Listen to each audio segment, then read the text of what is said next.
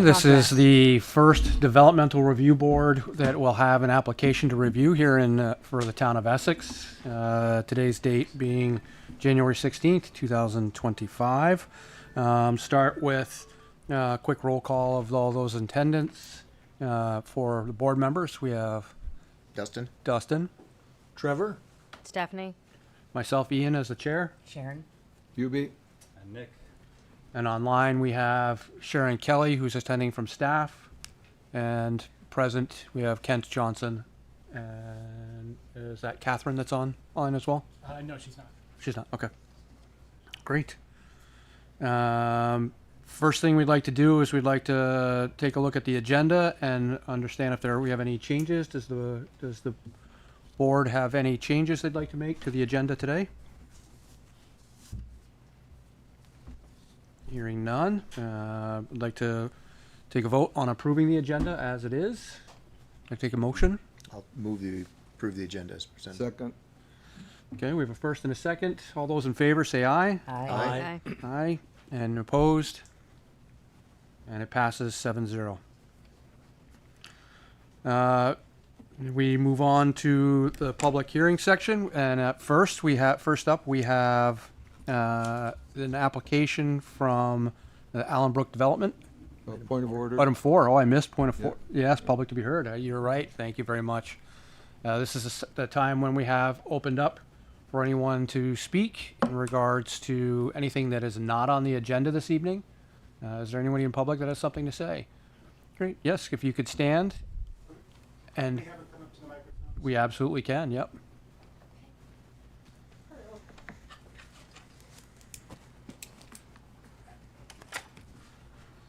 Good evening. If you could Good state your name evening. and address for the record.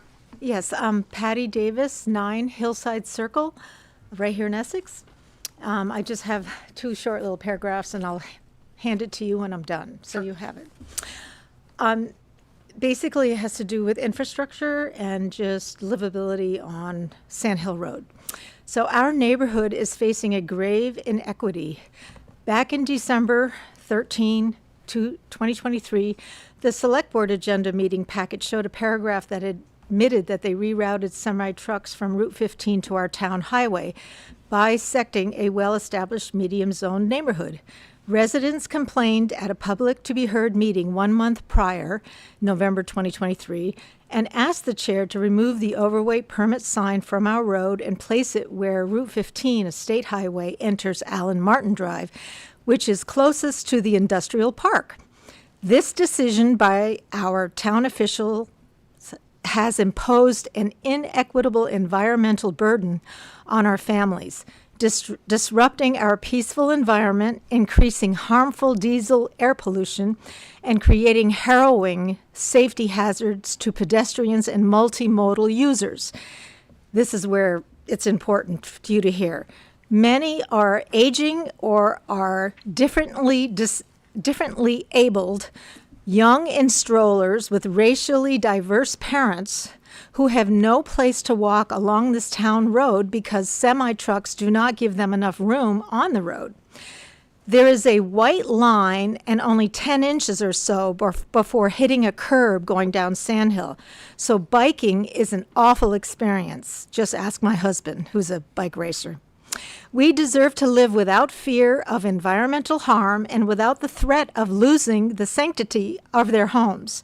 This is not just a matter of inconvenience, not having sidewalks or negotiating crumbling ones. It is an issue of justice, equity, and basic human dignity. We ask that our town officials reconsider this decision of rerouting trucks to us from Route 15 and reroute them back to Route 15, which is a state highway, until the alternate route is 100% complete, not partial, 100%. We ask that our town officials ensure that all our residents in this residential zone, R2, medium residential, regardless of their economic status or ability to speak out, are protected immediately from these harmful practices. Thank you very much for listening. I appreciate it. And this is for you, Ian. Thank you. If I can hand it to you. Thank you.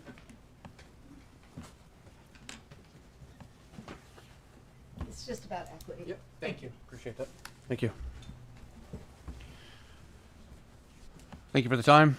Do we have anybody else in the public that has anything that's not for the agenda?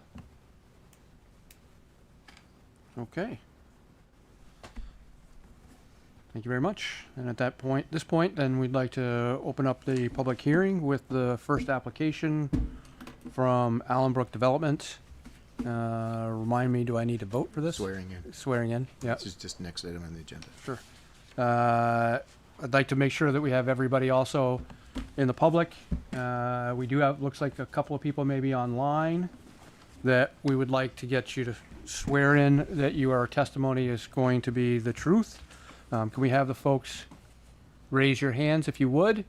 Those of you, anybody that has maybe the thought that they may speak about this application, whether you decide to or not, that's up to you. But if you think you may, please swear in at this time. And I'll ask those online to raise your hand to show your agreement once we complete. Do you hereby affirm that the testimony or evidence that you're about to give in the application under consideration is accurate and true to the best of your knowledge? I do. I do. Thank you. And anyone online, we'd ask you to wave your hand. Okay, thank you.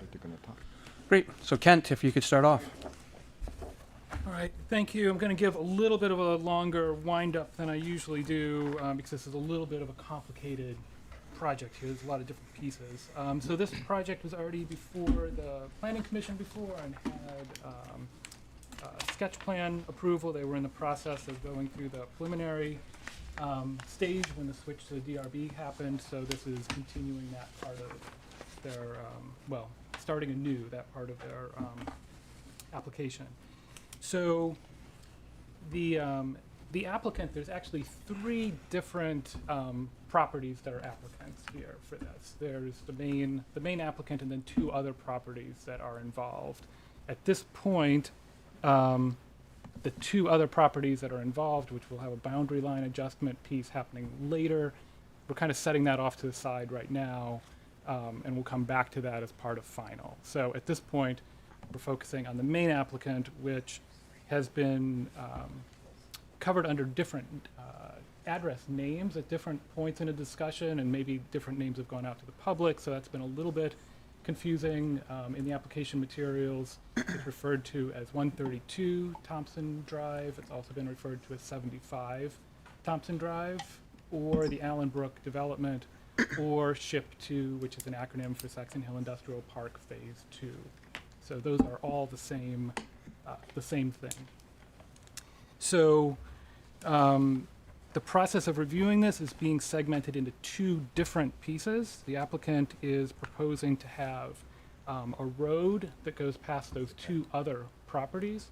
So the piece that we're reviewing right now is the applicant's property and the entirety of the road that would connect across the private properties, well, one private property, down to River Road. So that's the piece that we're talking about now for that. And I tried to lay that out at the beginning of the staff report. So moving on to their proposal that they have. So for their site, they're proposing a 6-lot subdivision, which would be 5 lots, and then the remaining lot of their remaining lands that they have, along with a new 60-foot wide right-of-way that would be for a new road that would connect down to Route 117.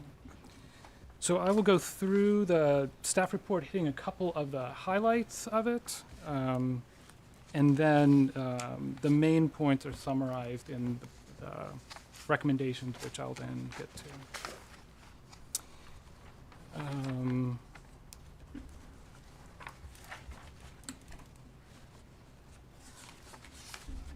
So let me skip right to that. I'm going to go right to the recommendations that start on line 440. This provides a good summary of the different main points that are discussed throughout. So one thing I really want to highlight in the recommendations section is that since this project came to the town, there's really been no red flags with this project. It seems like it fits. It seems like it's the right kind of project. There's not been any particular concerns that have come up. It's been really just a lot of little details that we've been trying to work through to make sure that it works. There's a new road that'll be put in. We have to make sure that that's in the right spot, and utilities and things like that. So I just wanted to kind of preface it with that. As I go into the conditions here, I'm not going to go through each one. A couple of them are rather minor. I'll just touch on the main ones that start on line 449. The larger ones on number 3 that starts on line 458 is dealing with the street trees. So street tree requirements of the town would require that either new street trees would be within the right-of-way, or if they're not going to fit within the right-of-way, then they can be kind of immediately adjacent to the right-of-way on private property. And the exact location of the street trees can come later as once there's a site plan to review and kind of the individual properties are being developed, but we do need to have a final design that would allow street trees to be installed. And right now, the road cross sections that have been provided may not, because of where the utilities are proposed, may not really facilitate street trees going in. So we just want to verify that it is actually possible in the future with the design that we have. In number 4, which starts on line 465, we're just looking for some additional information that sort of guided the design of the road. So there's not a road right there right now. The applicant's proposing making a new road that the town would end up taking over as a new public road. So we'd want to make sure that we get information about how the road was designed, the burdens on the applicant to design the road, but then the town needs to review that to make sure that it meets the applicable standards. So I've listed there a few of the things that are important for us to know so that we can better understand the design of the road. For example, what design vehicle was used for the road? Was it a tractor trailer? Was it a single unit truck? What was the design vehicle? What's the proposed travel lane width, the design speed, and are the curves designed in a way that the design vehicle can actually fit within the lanes as it's going around the corners? And then just verifying that there's a short section of road that looks like there's a straight section between a couple curves that might have just been a piece of the right-of-way on how it was drawn, but not actually how it was intended. It looks like it's not any particular problem. I just want to verify that it fits there. So that's just some additional information that we're looking for. Something for in number 5 that starts on line 475, something for the Development Review Board to decide on is the applicant's proposing a temporarily dead-end road that is approximately 5,000 feet long. Our town standards would say that we wouldn't want to see it longer than 900 feet. So a couple different things for the DRB to decide is what kind of phased approach is being required here, both for the portion of Thompson Drive that's going to be serving the subdivision, because it's not all going to be built out at the same time, or maybe it will if that's part of the phasing. What's the approach to address the subdivision, and then what's the approach to make sure that the connective segment connects through to the rest of Thompson Drive so that we don't end up with a dead-end road that's 5,000 feet long for an extended period of time. So, and earlier in the staff report, I mentioned a couple different ways you could look at some percentage of build out, like with some kind of square footage trigger that then might require additional work, but that would be up to the DRB to decide what's the right phasing approach for that. With number 6, that's another piece for the DRB to decide on. The applicant's proposing a sidewalk along the street, and staff from the Community Development Office, Public Works, and Parks and Rec are recommending instead that there would be an asphalt shared use path that would be 10 feet wide along the side of the road instead. So there's a decision point on what to do with that. So I provided a couple different options that you can select from, either a 10-foot wide shared use path, or alternately, if you wanted to keep the concrete sidewalk instead, then bike lanes could be provided on the road. Although with the particular design that they've provided, there might not be enough room for bike lanes on the road. But again, that depends on the width of the travel lanes and the design vehicle that's being used. But there may not be enough room for that. And then just skipping forward to number 8 on line 498. In general, there's a number of comments from Public Works that they go through in more detail further in the report. I've just highlighted some of the main points here in the conditions section. But there were a number of things that were brought up by Public Works that needed to be addressed. And I think that hits the main points. There were other smaller issues that I didn't go into detail with, but some of the other ones are kind of self-explanatory. Thanks, Tim. Questions from the board? I'm good at this point. I'm okay. Fine. Any questions over here? No? I'd like to hear the story. So I have a couple. In section 3, can that be addressed prior to final? The first question that you had addressed, line 458, was that something that can be addressed between, let's say it's approval now, but then when it comes back to final, it would be taken care of ahead of time, or are you looking for that to be done? I think that normally we wouldn't want to see so many things being done at final. Right. I think that staff are really trying to keep this project moving along, and if these issues that are listed here all can be addressed when we get the final application, staff can do that. But these would all need to be corrected for the way that they're proposed here. They would all need to be corrected when they submit a final application. Sure. Okay. Yeah, that pretty much runs through all of the questions that I had. If it's okay with everybody else here, then we'll open it up to the applicant and get some input from the applicant. I'm sorry. I Yeah, would no, just that's have good. one question. Are the curves super elevated? No, the road's crowned throughout. Well, and what's this posted speed? 30? I believe that's an ordinance set by the town, but I would expect 25. 25.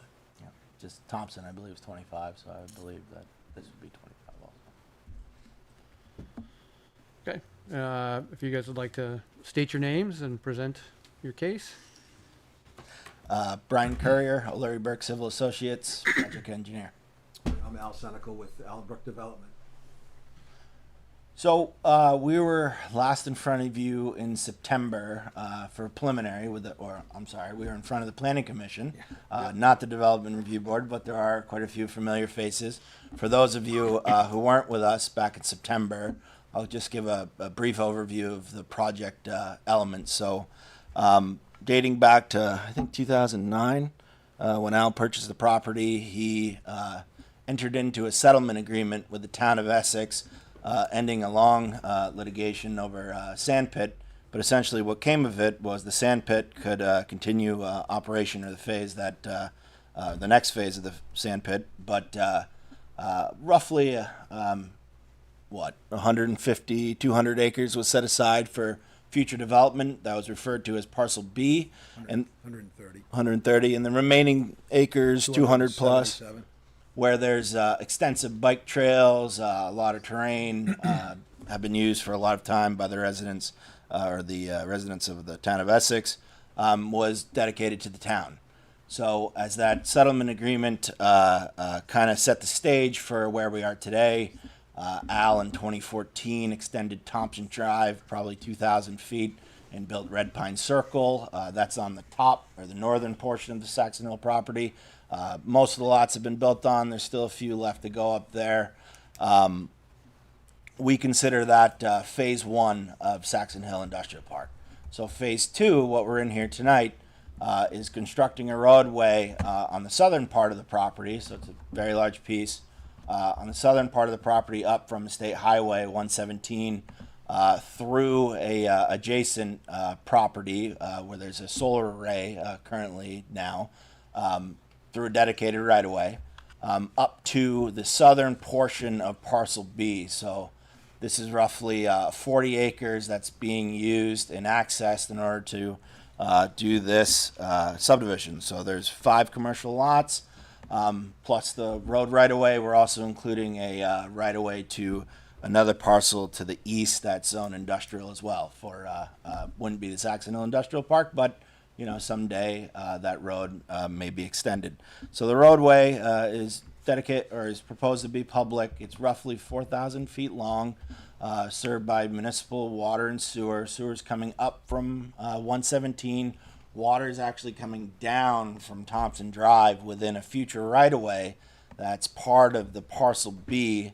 And the intention is for phase 3 to connect phase 2 and phase 1. That section of highway or for town road is roughly 2,000 feet long. The remaining area of parcel B can only be developed when the sand pit is closed down.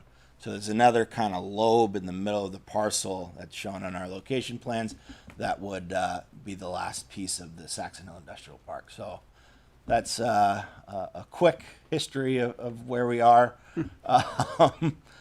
I don't know, Ian, would you like me to get into the approval conditions or? Yeah, actually, if you don't mind, first, can we bring up the plan? Sure. So, and then, yeah, if you wouldn't mind. Sure. Thanks for the recap. Welcome.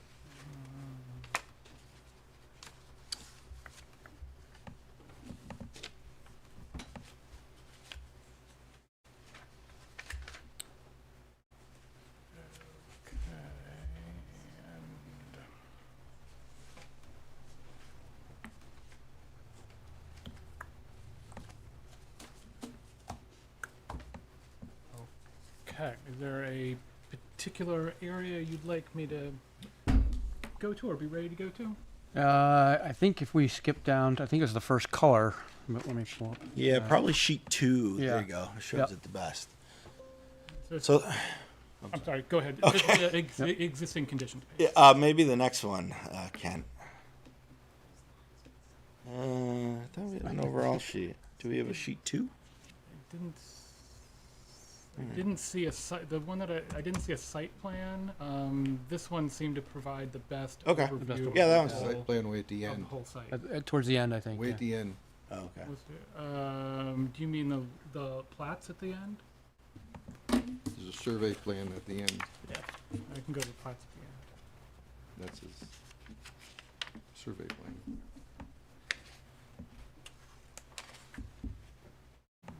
So there's.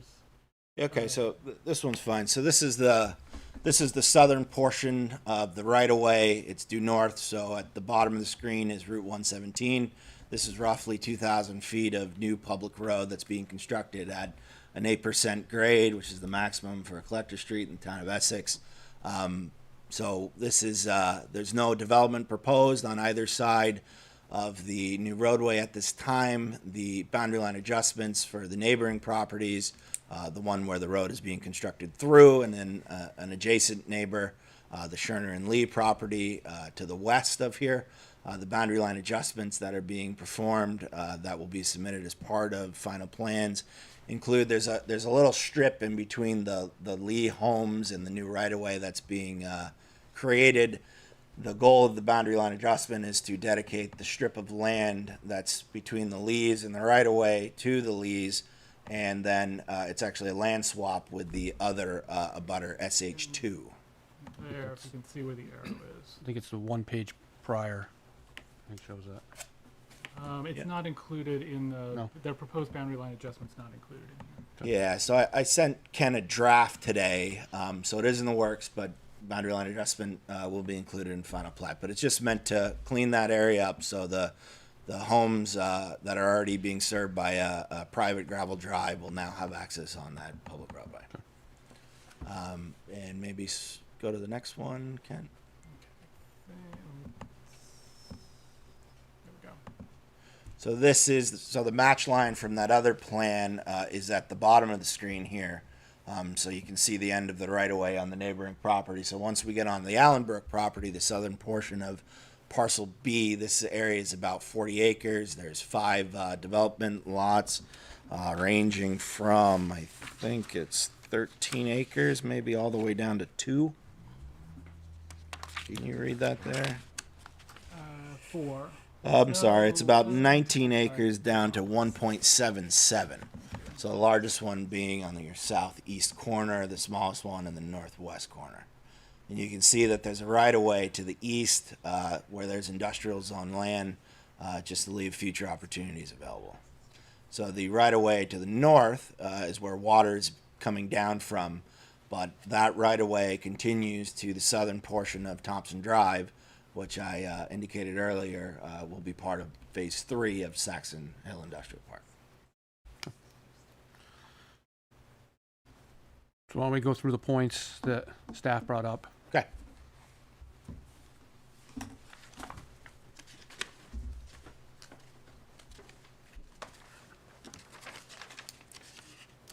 The first one I mentioned as being kind of a bigger concern was number 3 of the conditions, but feel free to go back to 1 or whichever Can we, one yeah, you can want. we take them one One by one, I yeah. don't want to Sure. skip any. Yeah. So the first one we don't have a problem with. No issues there. It's based on topsoil, placing topsoil back, so that's not a problem. Number 2 talks about wetland impacts as it pertains to town regulations. So there is one wetland crossing associated with the public road. It is on the northern portion of the plan that's in front of you. We have been dealing with the wetlands program. We've done multiple site visits, and we do know that we will be required to obtain a wetlands permit from the state of Vermont. I would request that number 2 just be replaced with an approval condition that simply states that a wetland permit should be obtained prior to construction. That's how we typically deal with wetland impacts. Like I said, we've been talking with the wetlands program. Actually, when I was in front of the planning commission last, our right-of-way went right through one of the class 2 wetlands on site, and I indicated at the time that we would have to shift the right-of-way slightly in order to split 2 class 2 right-of-ways more efficiently. I don't think it made for as nice of a road layout, but the wetlands program required us to do that, so that's what this plan shows. There's also a few minor wetland and buffer impacts that pertains to bringing the water main from Thompson Drive down to the northern part of this parcel. Where those wetland impacts are being made, that right-of-way was specifically designed back in 2009. Where those crossings occur are where there's existing haul road crossings today. So there's a whole slew of roadways out there. I don't know if many of you have ridden your bikes or driven on them, but it's quite a roadway network out there. So where those haul roads are crossing the right-of-way is where the wetland impacts are being made. Basically, they're limiting the amount of impacts that we're doing to the greatest extent possible. And then So- go ahead. So I guess to summarize 2, we just request that be changed to obtaining a state wetland permit. Just to follow on that for a minute, you mentioned at the beginning, you said you wanted it to be conditioned prior to construction. Now, and I just want to clarify, you just said you just want to get that, you get a state wetlands permit. Yeah, either prior to zoning, I understand we're at preliminary, so there will be another set of final approval conditions, but just so it, you know, stated now, prior to zoning, permit issuance would be fine too, either way. Does staff have a preference? Just as long as it's addressed. Okay. And I just, whether it's as part of final or after that, I just want to make sure it didn't slip through the cracks. Yep. Yeah. So then number 3 talks about the street trees. Last time I was in front of the Planning Commission, I spoke about the desire of the planning commissioners as the Saxon Hill Industrial Park has built out, which includes Corporate Drive, Thompson Drive, and now this will be Chemo Drive. There's always been a 50-foot buffer in front of or associated with a 50-foot buffer along the roadways. All right, so traditionally those buffers were left intact, which created a whole slew of issues. It's an old pine forest, a lot of telephone poles. The pine trees originally were clustered in the center of the forest. Well, once the roadway was built and the lots were cleared, having this 50-foot swath of pine trees created wind hazards. Our office is on Corporate Drive, and quite a few cars have been hit by them. So that was an issue, and then they've been fragmented over time, especially on Corporate Drive and grading roadways. A lot of times you're going outside of the right-of-way. Utilities go through those buffer areas too. You always have at least one driveway going through those buffer areas. So as time went on, we worked things out with the Planning Commission where it was better to clear the buffers and replant them, all right, which is more typical, I would say, for new construction. And the Planning Commissioners at our last meeting basically, I don't think there's a strong preference one or the other. It was just whatever we do going forward, we want to make sure it's consistent. So what we proposed at the time, or back in September, was issuing a waiver for the subdivision, which will be applicable to all the lots here, that the 50-foot front yard buffer be cleared and be replanted with uniform trees intended to meet this tree planting standard. So if it's part of the subdivision, every single lot, whether it's Al or somebody else that comes in, will have to provide a uniform street tree planting plan that comes in with every site plan. All right, so this is the subdivision. So once the lots are created, when something's proposed on a lot, the site plan gets in front of you folks, and that's the time to make sure that that approval condition is being upheld. So that's what we would prefer moving forward. I have a question. I think, Yeah. I'm not sure that may be part of what 3 is, but I think another part of it is that there's concern that the way the roadway design is, I think particularly the steep embankments and so on, is going to make it difficult for planting trees to meet that 50-foot requirement. That's what I'm reading here. It says, it appears that the roadway cross sections provided on sheet 9 may not allow for trees to be planted in the town's right of way.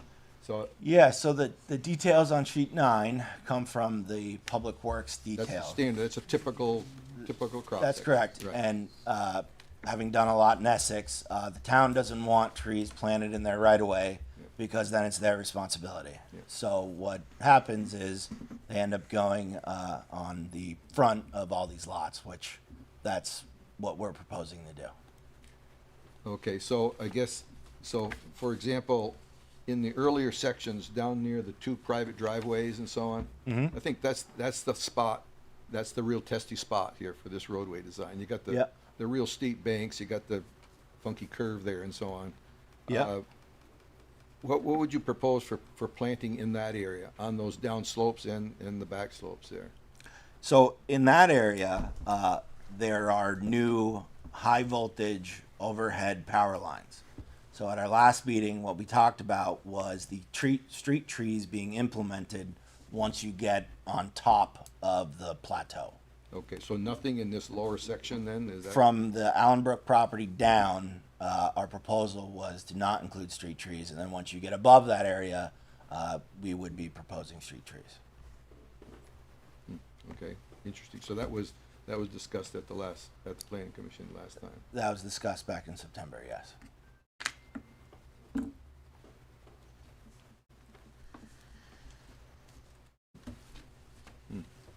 Well, I just find it interesting. So the planning commission apparently agreed to exempt you from that 50-foot, a tree every 50 feet through that area. In our opinion, from the Allen Brook property down, it was deemed less desirable to have the street trees due to the overhead power lines, for one, that are existing, that we have to work around. Yeah. And also, we only have rights to a right-of-way through that neighboring property. So if we're going to plant street trees, they're going to have to be in that right-of-way, which the town, in my experience, hasn't wanted.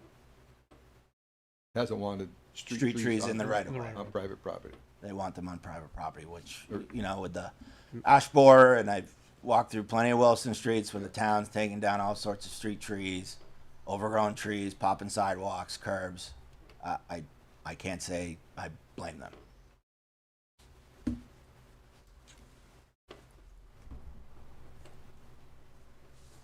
Okay, understood. Yeah, and I'd also say, you know, it's an industrial park. It's not a residential subdivision. Well, yeah, So I think- no, and I understand what you're saying about Yep. replanting afterwards. I've seen Corporate Drive. I mean, that's a Correct. classic And that's example. the phase two of corporate. Everything's uniform. The first phase, Yeah. it's all those tall trees like we were talking about. Then it kind of transitions. Yeah. So. No, and I know exactly what you're talking about. Yes. The- Yep, red pine's the same way. The newest phase. So the next one's number 4. So we'd be more than happy to discuss these items with the Department of Public Works. I received their memo.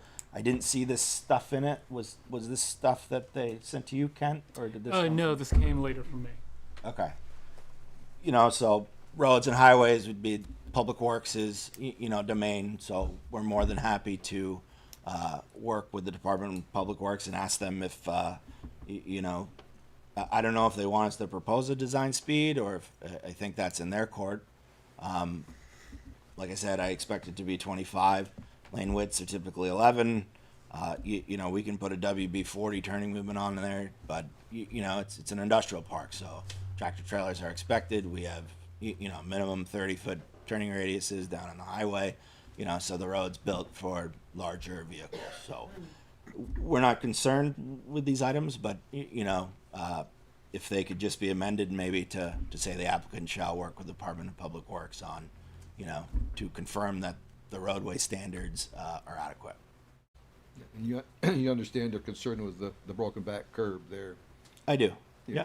Particularly coming downhill on 8% grade, if they're funky anyway, and Yeah, and so that area, there's a tangent of about 85 feet, so it's not that tight. The curves on either side are pretty gentle. We could put one large 900-foot curve there. The right-of-way's already been established from previous discussions with the former landowner, so the roadway wouldn't be exactly centered in the right-of-way, but it wouldn't deviate more from the center line more than a couple feet. So if that is a concern Public Works has, I think we have a method to fix it pretty easily. So yeah, understood. Yep. okay. Questions from the board? Any other questions from the board for applicant? I got a list if we're ready to go down that road. At Let's this go down that road. stage. You touched on a lot of it, but I think the idea is to have a consistent streetscape for the development. So that I would think should be applied or required for the development. The 50-foot buffer, as has been applied consistently. There's no infrastructure. There's no buildings. Yep. In those 50-foot buffers other than water retention. That's right. and landscaping, and the landscaping should be consistent Yep. from, across the board. And that came from Chuck Vile years ago about how disrupted the streetscapes were originally along Allen Martin and along the initial corporate drive. And so we started applying a consistent pattern. And it wasn't just because of the trees, it was because in many of the cases on corporate, that 50-foot buffer was all filled with scrub. Yep. It wasn't filled with good plantings or anything that would be present any sort of an attractive presentation for the community or the businesses. So it was clear it, use it for water retention, and nothing else. So I'm very supportive of that. Yep. Going forward and applying it at the development level, not just at each application, not each business. So it should be a requirement of all the parcels in that.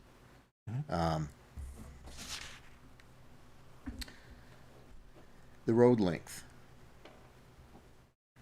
When is this intended to be a public road? Right when you every bit that you've complete is, because we're talking about having a 5,000 foot, 2,000 foot, 5,000. 5,000. 5,000 foot. It's four. It's Okay. technically just a little over 4,000 Okay. feet. Either way, Yeah. it way exceeds the criteria. So, Yep. what do we do to address that? I mean, are there?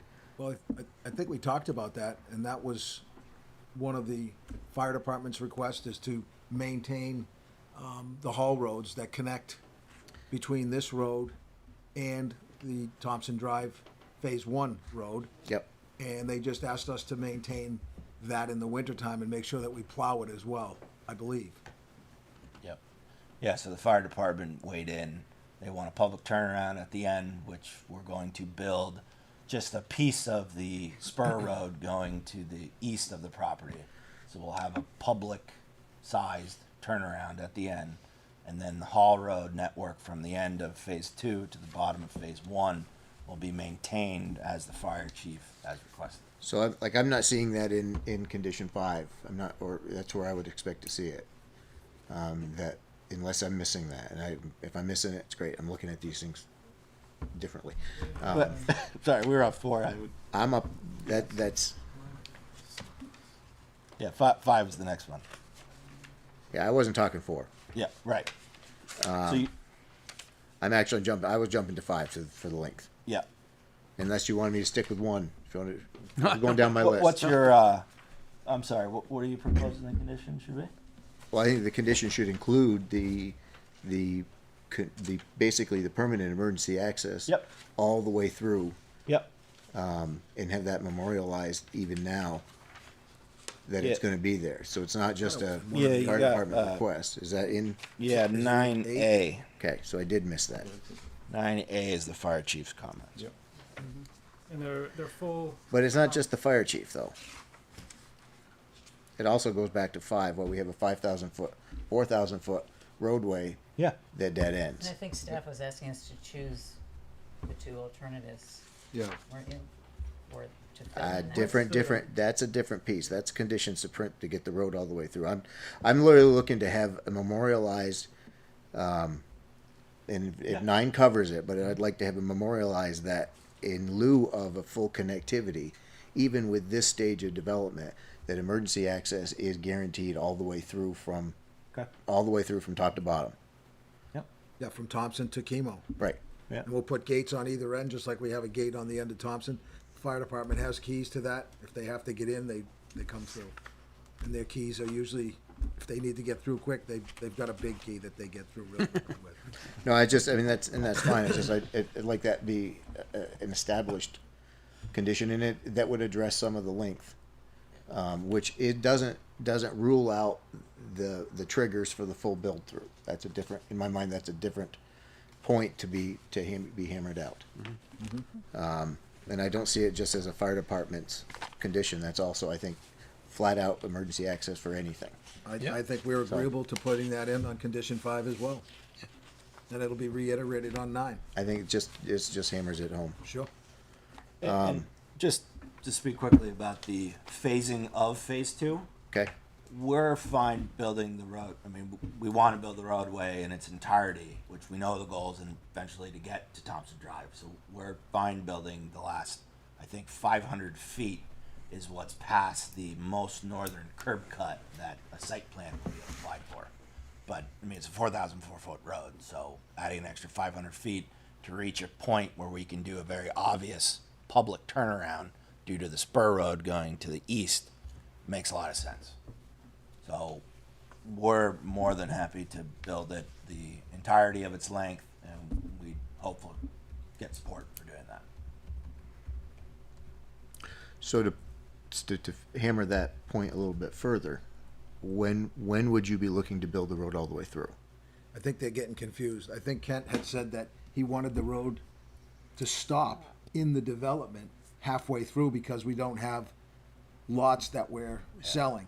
And what Brian is saying, we propose to build the road as we proposed it to the end of phase one only right now, with the turnoff at the end, so that the plow truck could turn around and come back down, rather than stopping it halfway through the development because we don't have I was, an unknown. yes, staff was talking about phasing phase 2.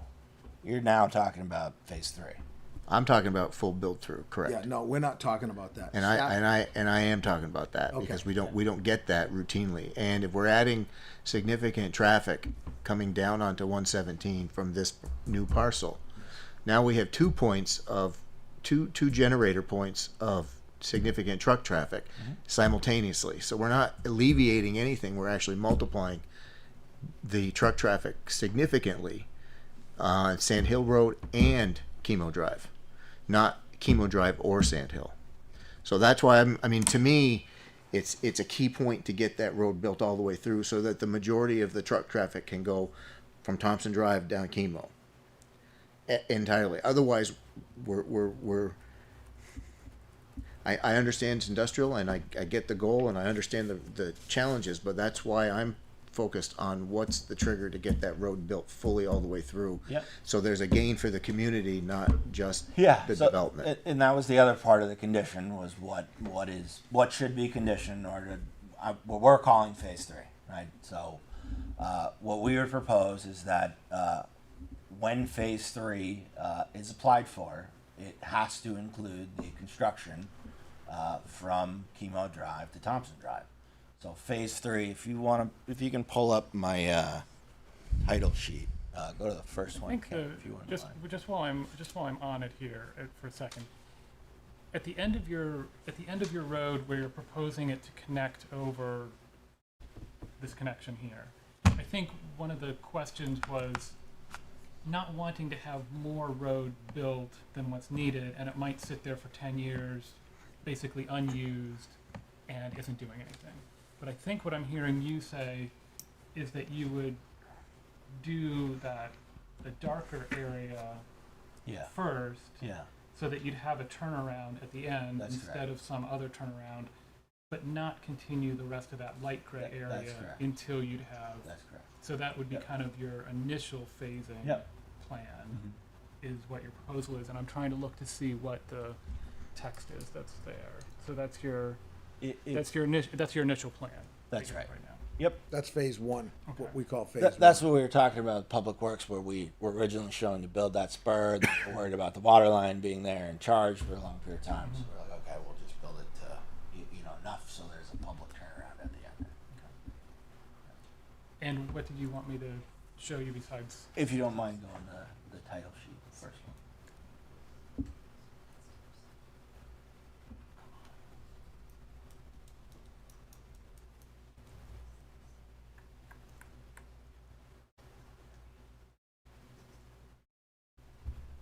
Give it a second here. So while he's doing that, do you see this as a 5-year, 10-year, 20-year plan? Well, we're working with the staff or the town right now to come up with a plan to, Yeah. what do we call it? Yeah, so we Some sort of a land swap? we talked about this last time when we were with the planning commission, but we met with the town manager, deputy town manager, planning and zoning director, and the rec department director, and the purpose of that meeting is how can phase 3 get built, because we knew folks on the planning commission would be looking for timeframes or viability or more information on when that could be done. So right now, and the reason I wanted Kent to pull the sheet up, phase 3, sorry to the folks on Zoom, but phase 3 goes all the way up here to Thompson Drive. So this whole stretch of roadway here has town land on both sides, right? All the way. So it's just one stretch of 2,000 feet of road with no buildable lots anywhere, okay? This is also part of phase 3. That's parcel B. This is included in the developable portion. The settlement agreement with the town states that this can't be developed until Al closes the sand pit. This clearing limit here is roughly about how much the sand pit has been utilized so far. So Al, after 2009, purchased, how big's that piece? Warren Palmer's about 300 acre piece to the east, right? With a lot of the same type of rec trails that exist on town land that was dedicated to town back in 2009. So what we're proposing is to swap significant amount of land as part of that Palmer piece in exchange for some road frontage on that 2,000 foot long stretch of road, and we're calling phase 3. That will facilitate the construction of that roadway, and that conversation may lead to a time frame of when that road gets built. That will disconnect it from sand pit operations and sets a realistic timeline, in my opinion, of that connection being made. And that's the section that would connect to Thompson Drive there? Yeah, this is the end of Thompson right here. Yep. This right here is the bike park. yeah. It's meant for 20 guys. So that's a maybe right now. That's a maybe. And without, so what happens if you don't get the land? So what happens if that doesn't happen? It's a maybe, but it's likely going to involve the select board and more things than a DRB application. more meetings. And I would expect that. My question is still going to always be what's going to allow us to put that road through. And if you're saying if the stand is that I don't have developable land on either side of that connection path, so I don't have anything to drive a connection, how do we get that connection? Right Without a now- land swap. If we don't get a land swap, what are you still going to be able to put it in? when the sand pit is closed, It opens up that other. it parcel opens up for that us. other parcel, and we would request the condition of approval as part of this application that when phase 3 is developed, the roadway will be connected from Thompson to Chemo. Right. So obviously, going from here to there isn't going to be possible, right? You're going to have to go from here to there and then there. But, this is 40 acres. We're doing 4,000 feet to get to 40. This will probably be roughly the same. 6,000 to get to 40 just doesn't work. So I'm sorry if I'm missing something here, but doesn't the idea, the alternative that I think Kent has put together about basing the extension to Thompson Drive, basing it on vehicle daily traffic and or square footage that he highlighted, it's on lines 195 through 205. Well, I think it's the same issue though, Hubie. I mean, that if it's towards the end of the build out of phase 2, it still doesn't make it economically viable to just build 2,000 feet of road with no gain without access to that phase 3 building area, which will coincide with Al's closure of the sand pit. So are you saying that with these 5 lots that are on this subdivision, that they won't provide those kinds of vehicle numbers? No, there's no way we could build 550,000 square feet of real estate on those 5 lots. Okay, and or it would not trigger the vehicle traffic either then? No, I mean, on the Thompson Drive and Red Pine side, I think we're about, what, not even 1/3 the traffic trips that we had asked for and received for that build out. So it's, we're finding out that not every tenant is a Reinhardt or a Performance Right. Food. Right. We've got a gravel company up there that maybe has 3 tractor trailers that leave it a week. They have smaller trucks that leave, and then we've got a what do you call it, paddle ball or pickleball court. Yeah. No trucks, right? We've got a delivery company up there that one truck comes in the morning and 4 or 5 vans go out. So we're not even coming close to the trips that, and we'll never be able to put 550,000 feet on those 5 acres. With those 5 lots. Okay, all right, so Not even that close. clarifies that. So now I understand where you're coming from, Dustin. I don't think you're gonna get a development that's gonna provide the trigger that we want, with the exception of the sand pit, the extraction pits. And the you're only a third of the way through the extraction process at this point in that first pit. So when does that close? I would tell you, and I gotta be careful what I say on record, because I'm not a politician. I tell the truth when I talk. I told the town that I would be willing to give up the sand pit, okay, if we could do this deal. I'm a negotiator, Dustin, and in most of my negotiations, I give way more than I take. And an example is, I gave 270 acres to the town. Gave it to them to have the 130 that I already had. I just wanted to have peace with the town. I'm not looking to And that's fine. create fights here. So And I get it, and I think my point, and it has been consistently since I've seen this app, is that we need connectivity, and if we need the connectivity, and it's awkward to say we're going to get it when we get to a certain level of development or something, which I understand economically there's a driver for it, but the driver is going to make it, from a truck perspective, there's got to be a positive for a truck company to be able to not have to go through residential spaces, number one. I don't agree with all of the testimony about the impact of trucks, but if we're adding more trucks onto the area that is residential, we're not doing a good thing.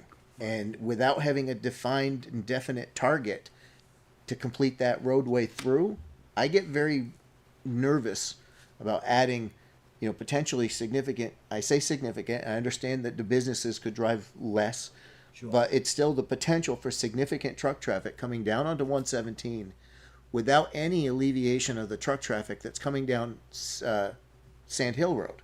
So we're potentially doubling the impact. Well, So- is it alleviating what's going on in Thompson? No. Is it a huge step in the right direction for that? Yes. Agreed. It was a choice of ours to start from 117, not come down from Thompson Drive.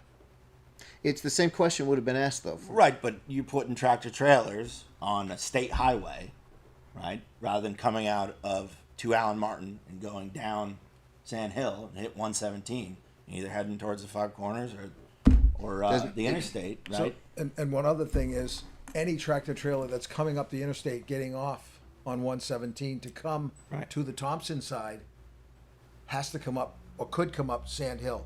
But if we develop this leg first, they would come up this leg and not bother anybody on Sand Hill. So that does alleviate that a little bit. Is it going to contribute to it? Some.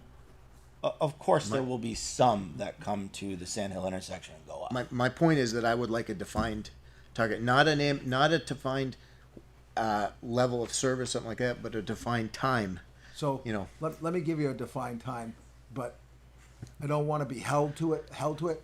It will be driven, seriously. We have 16 acres left to build on the 43 of phase 1. And we're talking to a major tenant right now to do some type of, am I supposed to say this? No. It's outdoor recreation, so it's not going to be all building. A low truck user. A low truck user. Yeah. So, and again, we're talking with tenants for these 5 lots, okay? I'm probably gonna build a spec building there, so I'll be the first one in. But as soon as we build out phase 1 and we build out phase 2, we have to go to phase 3, so that's when it'll happen. Is that gonna be in 2 years? Probably not. Could it be in 3 to 5? Yes. Could it be in 5 to 10? For sure. I would see that happening. See, I'm just concerned that, like, what we've said back and forth, and I'll relinquish the talk in a minute here. Phase 3, you've sort of tied to the closure of the existing sand extraction zone and the migration to the next one. So that to me is a sign of, I mean, looking at you've said the hash mark space is the full area and the solid rectangle is what's been opened up so far. Yes. It's not done yet, is it? No. So we're not even done that first Oh, quadrant. No, but we're close on that one right now. But so we've still got another 2/3 of that, or 3/4 left to extract. That's correct. So that's that's been since 2009. Yeah. But as I said earlier, I'm willing to give up that portion, a substantial piece of the remainder in this land swap that we're talking about. And that's gonna hopefully push this deal quicker and quicker. It is our goal to build the entire road. I mean, it's believe me, the tenants are even asking for it. When are we gonna have the connection so we can go right down to 117? Or can we, on the other side to get up to Route 15? So it's being driven by you, but it's also being driven I'll cut to the chase for my thing. I'm willing to do this as preliminary because I see this as a positive thing in general. I got a bunch of notes, but none of them are like showstoppers for me. The road would be a showstopper for final if I don't have a defined plan and a defined mechanism to have that road put into place within a lifetime. And I can't define it right now. But I'm just saying me. I've had too many applications come through where we said we're going to put a road in there and we never hit the threshold to complete it. So we never get that connectivity, that advantage that's going to drive for us. So again, So are you saying that you want a plan as opposed to triggers that, I want something definitive that if I would rather see a defined time, such as by 2030, I'm going to put the road in regardless, so I can do something. So I'm not trying to say that put that in yet. I'm saying as a preliminary, I'm okay with this, with an indication that final there would be a more defined plan to complete that connectivity. Kent? And just so come full circle, Yeah. having a huge factor in that road being built, when that on a defined timeline, which Al will likely be comfortable doing, is our conversations with all the folks I just talked about that are outside the purview of the development review board, be a select board decision. If we can come to an agreement on, giving areas where there are existing trails and that the town has interest, it's next to the school property on the east side of the old Saxon Hill Road right away. There's tons of trails through there that go through Al's 300-acre property, just to the south of there. And, if we can come to an agreement there, that's going to drive phase 3 substantially. And that's great. I know. But if that doesn't happen, then that driver to do this. Right, but you're asking us to commit to a time frame while that's being worked on. Well, the idea, the expectation from a negotiating point of view is that the timeline that you might agree to might be extended further than the negotiated timeline that you get with the. So I'll tell you what I will agree to. Okay, I have requested a zone change at Saxon Hill. For 3 years, I haven't got a yes or a no. And you asked me to commit to a time frame. I'm going to ask the town to commit to a time frame with the negotiations of this land swap and a zone change. And I don't care if it's a yes or a no, but I'd like to have an answer for something like that. I don't think I should have to wait 3 years for an answer on that and yet have a demand tell me when I can build a road or how, Yep. I'm looking at a $4 million investment in your town to build this road. I give $4 million worth of road to you people, and you want me to commit to another $3 or $4 million before I get one building on it. Think of the risk I'm taking right now to put up a $4 million road to get one lot or 5 lots approved to take a risk that the economy doesn't fall in the toilet next year. And that's what I'm just saying. I'm just one voice at the table. So just Yeah, no, keep and that in mind I'm trying to put all the cards on the table to say, guys, you can trust me. If I die, I won't finish it. Okay? But if I'm alive, I'm going to keep trying. And I'm with you. I mean, I live in this town. I'm not gonna do something to hurt the town. I just won't. I'm trying to do this, but I need help too, you know? And I'm willing to put this kind of an investment in your town. Right. I'm bringing over $1 million in tax revenues to this town since I built the last $2.5 million road for this town and turned it over to this town. And this would be where, I think like- my reputation is here, and I think people need to look at it a little bit. And trust me, I'm not here to cut and run. and this, I think Ken, you had a comment that you wanted to Yeah, make. and I appreciate, you advocating for what is going to work good for you. And Well, I think it's I'm- good for the whole and, group, the whole town. I'm just trying to look at, we have regulations and how does this fit? And one thing I wanted to mention with this area, I kind of see this as similar to how a PUD development can focus development in certain areas so it preserves the environment in other areas.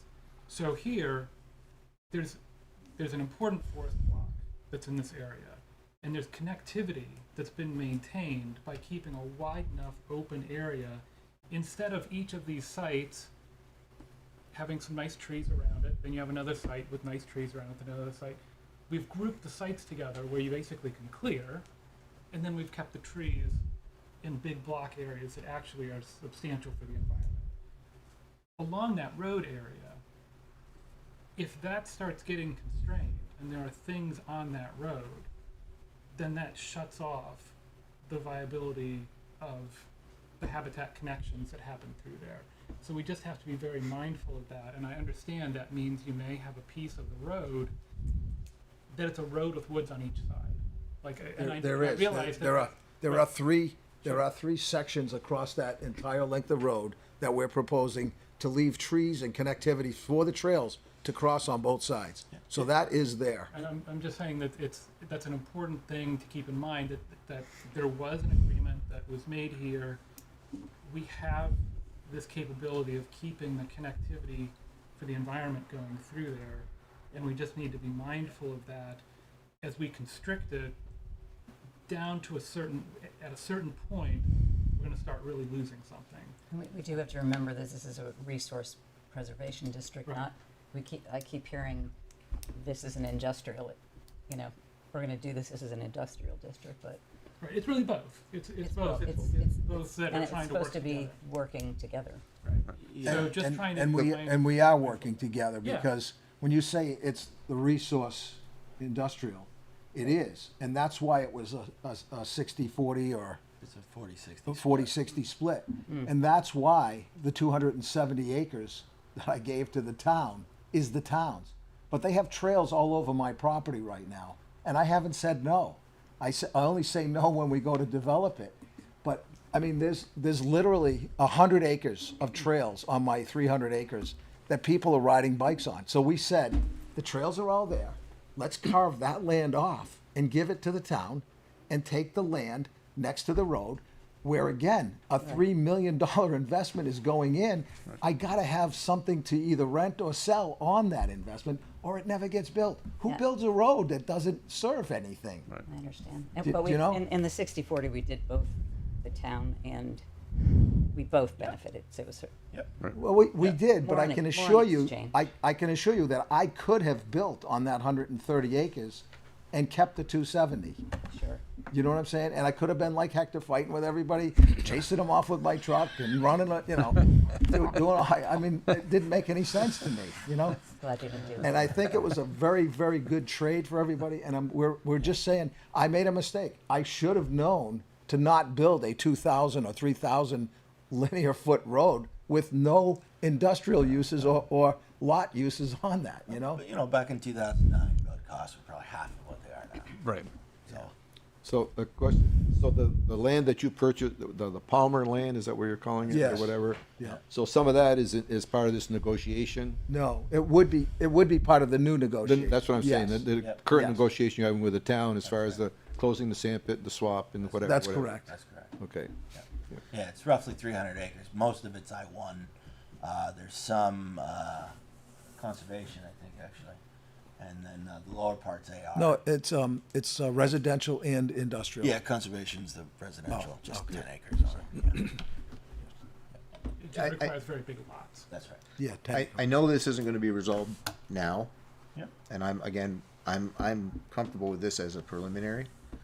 I would want to see, and this would be something that you could work out with staff. I would really want to see the intentions, whether it's a complete, optional, whatever. I'd like to see the intention for the road connection, fully done road to be memorialized in the final application with, call it, potential triggers to provide listings of items or things that, from your perspective, if this happens, I can, it would trigger the road completion. I don't know what that is right now. I don't know. I don't want to craft that today, but I would like to see as part of Sure. the final application, from my perspective, Yeah. Well, I mean, what some of those triggers would be. So that's not just when I start phase 3, well, what's the start of, memorialize that differently than we've necessarily seen it so far. We can give you some kind of like a schedule, Correct. as we continue If to this, develop then on that. phase 1. Yes. we Yes, anticipate and if this, a then that, 2-year yeah. build period. Yes. Which we think would trigger us going. It should into all be phase under three. it should If all we be get under the a land projected. slop, then Right. if that, it could be multiple things that trigger it. Right. It doesn't have to be Some all will of, speed it up And some will slow it down. Yeah. well, and as you're seeing, it takes a year to 2 to permit. get, so we're not done phase 1 yet. We're here talking about phase 2. So that's, but what that does is puts in concrete sort of Yeah. ish that there is a determination to put that road through, and an agreement to put that road through, with certain things needing to be met to do that. It could be a negotiation. It could be, at this stage, I wouldn't look to have it crafted. I would just like to have that be part of final. No, and I think that would benefit us greatly to push some of these negotiations on and, get the town on board with us. That would, I'd like to do. So sorry for making this. that's okay. So it's a long Thank you. topic. Good idea. This has been a long process for this application, so. Nick, do you have any questions for I would staff? just or- like to continue on to item 6 through Okay. the other items on the list that we haven't gotten to yet. Sure. So 6 has to do with the type of pedestrian facility that's being proposed.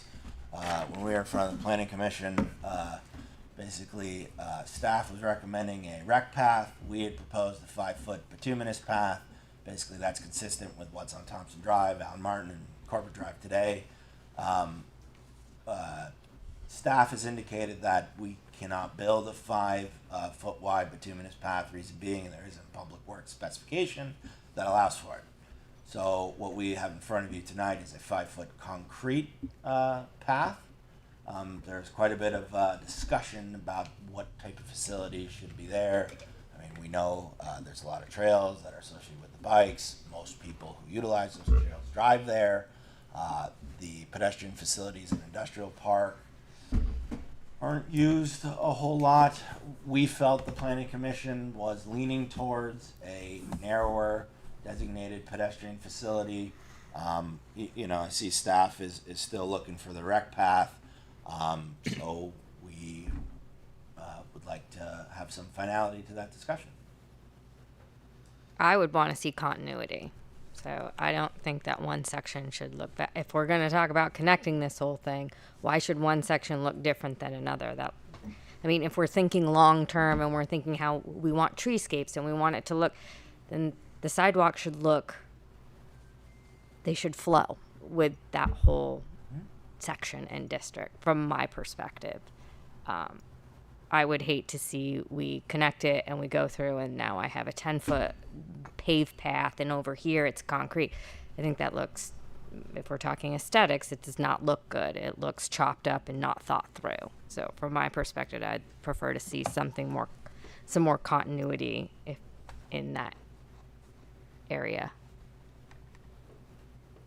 In the areas that are the older areas that were the 5-foot wide asphalt areas, and I don't know if those were originally intended just for pedestrian use or if they were supposed to also be for bicyclists.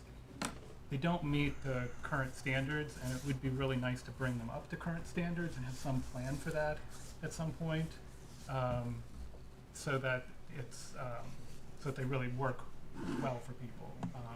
For whatever we have, whether it's the road or electric systems or whatever it is, we should be trying to do them at the current standards. Sort of like they're doing on Route 15. It's not consistent anymore, but they're turning it into a bike path. I'm not sure the spot that you're. Where? Where? Like starting,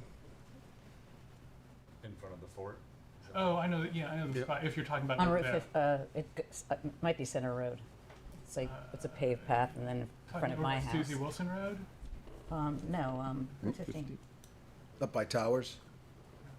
It's sidewalk along You know, coming from Hannaford's, Yeah. Past the scoop shop, past the. yeah, it's a paved Okay. path, and then it turns into a sidewalk, so it At Saybrook.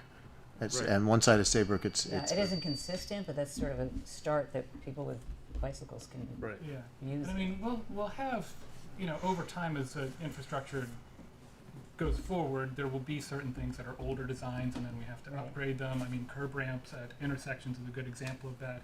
There are old designs that when they were built, they were acceptable, but Selfishly, now they're not accepted anymore because they're too steep or Yeah. they have the wrong tactile surfaces. So we bring them up to current standards when we do something new, and eventually, infrastructure only lasts so long, so you eventually bring everything up to the standards. So that would be my hope, is we could eventually go back to those older areas and upgrade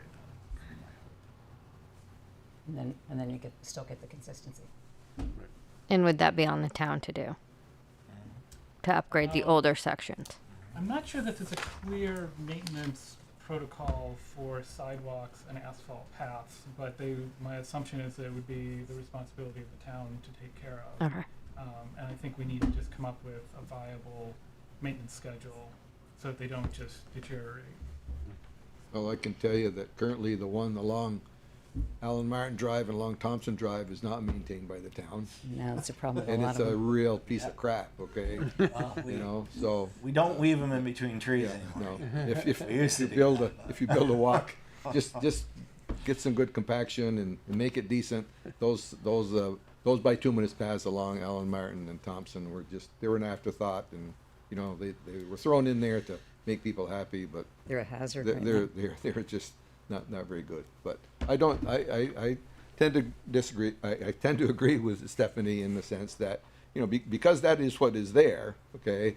Plus, this being primarily industrial, I don't see a lot of pedestrian bike traffic other than this mountain bike stuff. I think 10-foot wide is much more than is needed. I'm not sure if 5 feet is wide enough, but at any rate, Well, isn't the Like a recommendation, mismatch. if we go 5-foot sidewalk to also have bike lanes on the road? The Is road that- isn't wide enough. But the road wasn't. So, bikes with trucks. Yeah. well, I Shows mean, that. whatever we do, I if don't want that. there's bike lanes on the road, they need to be adequately safe. Right. So they need to have the right width, and we can't just have lanes that are too narrow that trucks are driving across them or Yeah. something. Or we need to have an adequate Yeah. facility, like a sidewalk is not a facility we should be expecting people to bike on. That's just not the right. Plus, in addition, the facility that we're creating, it's not just either bikes or pedestrians, it's for other things, people in wheelchairs, pushing strollers, rollerblading, scooters. It's for all kinds of things like that that require a certain amount of space, which is why agencies develop design standards to follow based on what is needed at the time. So, based on whatever the current best practices are. So, I mean, normally it would be, my understanding is that when a new facility would be built, like a road, the design would be proposed by the applicant, and their roadway design engineer would be designing it. I did put together a few things to just kind of explain where my where my thinking was coming from with this. So maybe I'll just share a couple things with you here. So VTrans has an actual design manual that they provide. So our public works design standards, it's not a design manual. They're just standards. but a road designer would need to actually go through and find the design guidance, whether it's in V-Trans or AASHTO or some other design standard, and go through and see. And yes, you can, as I've highlighted here, you could have an asphalt shared use path that's 8 feet wide. That would be acceptable. That's a minimum. Like if you had something constraining, you had a building on each side, there was some reason you were constraining it. But normally if we would build something, whether it's a road or any kind of facility, we would build it to whatever the best design seemed to be for that particular case. And current design standards would call for 10 feet as generally being the preferred minimum that you would have. Just like with a sidewalk, 5 feet is the preferred minimum. You could have pinch points down to 36 inches. That's okay. A wheelchair can still get through there, but you wouldn't want the whole facility to be like that, or there'd have to be some real rationale or logic behind it. So the Chittenden County Regional Planning Commission, in their active transportation plan, they've provided some guidance on how would you select different facilities for bicyclists. So they look at the traffic volumes, how that relates to speeds, and then they basically are calculating different designs that you'd have. So in this particular project, they were estimating that it would have a trip generation of around 2,000 some vehicles per day, which is highlighted over on the left in the pink, and I was assuming the design speed would be 35 because that's what the upper part of Thompson Drive is.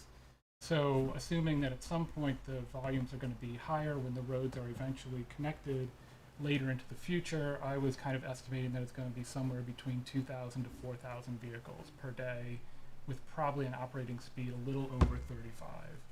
So if that was the case, then the recommendations would be really trying to find a separated type of facility. Could you still use bike lanes? You could still use bike lanes. You even could still have just shared lanes on the road without bike lanes, but you're providing a lower and lower level of service for that, as opposed to trying to provide a higher level of service by having a separated facility. So it has to do with your priorities too, and how much do you want to try to encourage bike use or not encourage bike use.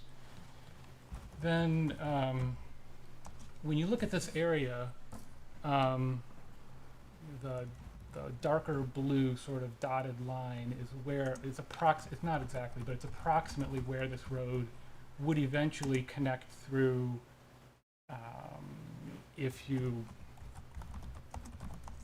it's a connection that would eventually be possible for bicyclists. It doesn't exactly follow Thompson all the way through.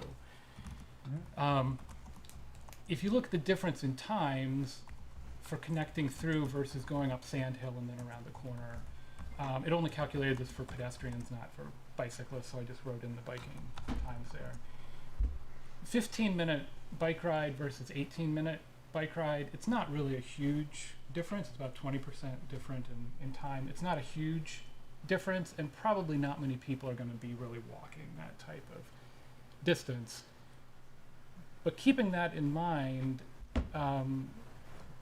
also as part of the Chittenden County Regional Planning Commission's active transportation plan, is they've looked at creating a level of stress map for bicycling throughout the area. So the red areas are the higher stress areas, the green areas are lower stress, and then they have a yellow and orange in between. That has to do with the speeds of the vehicles, how wide the roads are there bike lanes, what are other things like that. And if you go into where Essex is located, this road has a transformative potential for us in Essex. The red lines are basically the main roads that form the real connections. But if you were trying to come from the Williston area and trying to go to Jericho or up to the town of Essex, this new connection going through here could provide a very low stress, high amenity connection for about 2 miles. You could avoid being in the higher stress areas. And this would allow a different type of connection that you could use to be able to go through the community.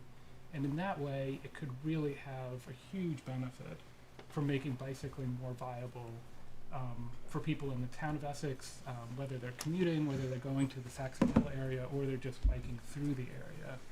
So when you kind of put all these different pieces together, you can see the importance of this particular element and how it fits in with the whole community. So that was kind of my thinking as I worked through this, and I don't know that this particular, looking at costs is not part of my evaluation criteria that I have, looking at costs, and I don't know what the cost differential would be between the two different options. And there would be pros and cons either way. But I think just looking at what type of facility would work best for the community of Essex, having something that serves a high quality biking connection through here really seems like the thing we should be looking toward, because it would have a bigger community benefit. So that was I just wanted to kind of share that as some of the different resources I was looking at coming up with this. And Public Works and Parks and Rec were also feeling like having a facility that was off the road that was supporting bicycle users was their preferred approach too. Go ahead. So Al and I have discussed this pedestrian facility quite a fair amount actually, and we're okay doing the 8-foot rec path if that's what you folks would like to see. We would like to stay away from 10, as Hubie mentioned, and I agree with. It seems like overkill for the amount of use that's expected, and it's pretty close to 5 feet, Stephanie. But maybe it tapers in a little bit, when we're about 100 feet from it, so it's less noticeable. And I do feel for Public Works that the 5-foot walk, inevitably grass starts growing over it, and maybe the reason they aren't plowed is because they are, getting kind of narrow after 20 years. So, the 5 foot's not in their spec, so okay. Concrete, I think, would stick out more than another paved path that's just wider. What we would request, though, is that from 117 up to the border of Allen Martin, where the road is curved, and the reason it's curved is for stormwater. That's the steep portion of the road. We have a catch basin network and curbs rather than the traditional road, and on the flatter portions of this area, where there's roadside ditches and sand, isn't as good on an 8% road. So that portion is curved. We'd like to pinch that 8-foot rec path on the curb line for the first half of the road. Once we get up to the plateau portion, we'll pull it off where we have that ditch line, and we'll have that green belt reestablished there. So if that's a reasonable way to move forward, then we're willing to do that. And for the record, I would like Kent to know that it's about a $350,000 ad to go from a 5-foot wide to an 8-foot wide. And if the town is interested in contributing to that ad, I would certainly be willing to accept. That may be above our pay grade. We understand. No, but I'm just saying, everything costs money, and of Yeah. course, if somebody else is paying for it, I want the Cadillac also. You know what I'm saying? But we talked about it, and we want it to be a non-issue. We're willing to do that 8-foot. So 8 foot wide with curbed at the bottom, at the lower half. The lower half, bring it over to the curb, Yep. and there's a couple of different reasons for that. But Yep. yeah. And then once we get on the plateau, we'll pull it off, Okay. and it will What, be. what does that do to your street lights? The street lights will be on the backside. Backside with Yeah. bigger arms or something? Yeah. or- Yep. I think 8 foot would be reasonable if there's not a lot of pedestrian traffic and it's mostly going to be bike. Well, if the other ones are starting to grow mold and moss and grass over them, they're probably not getting used too much anyway. So.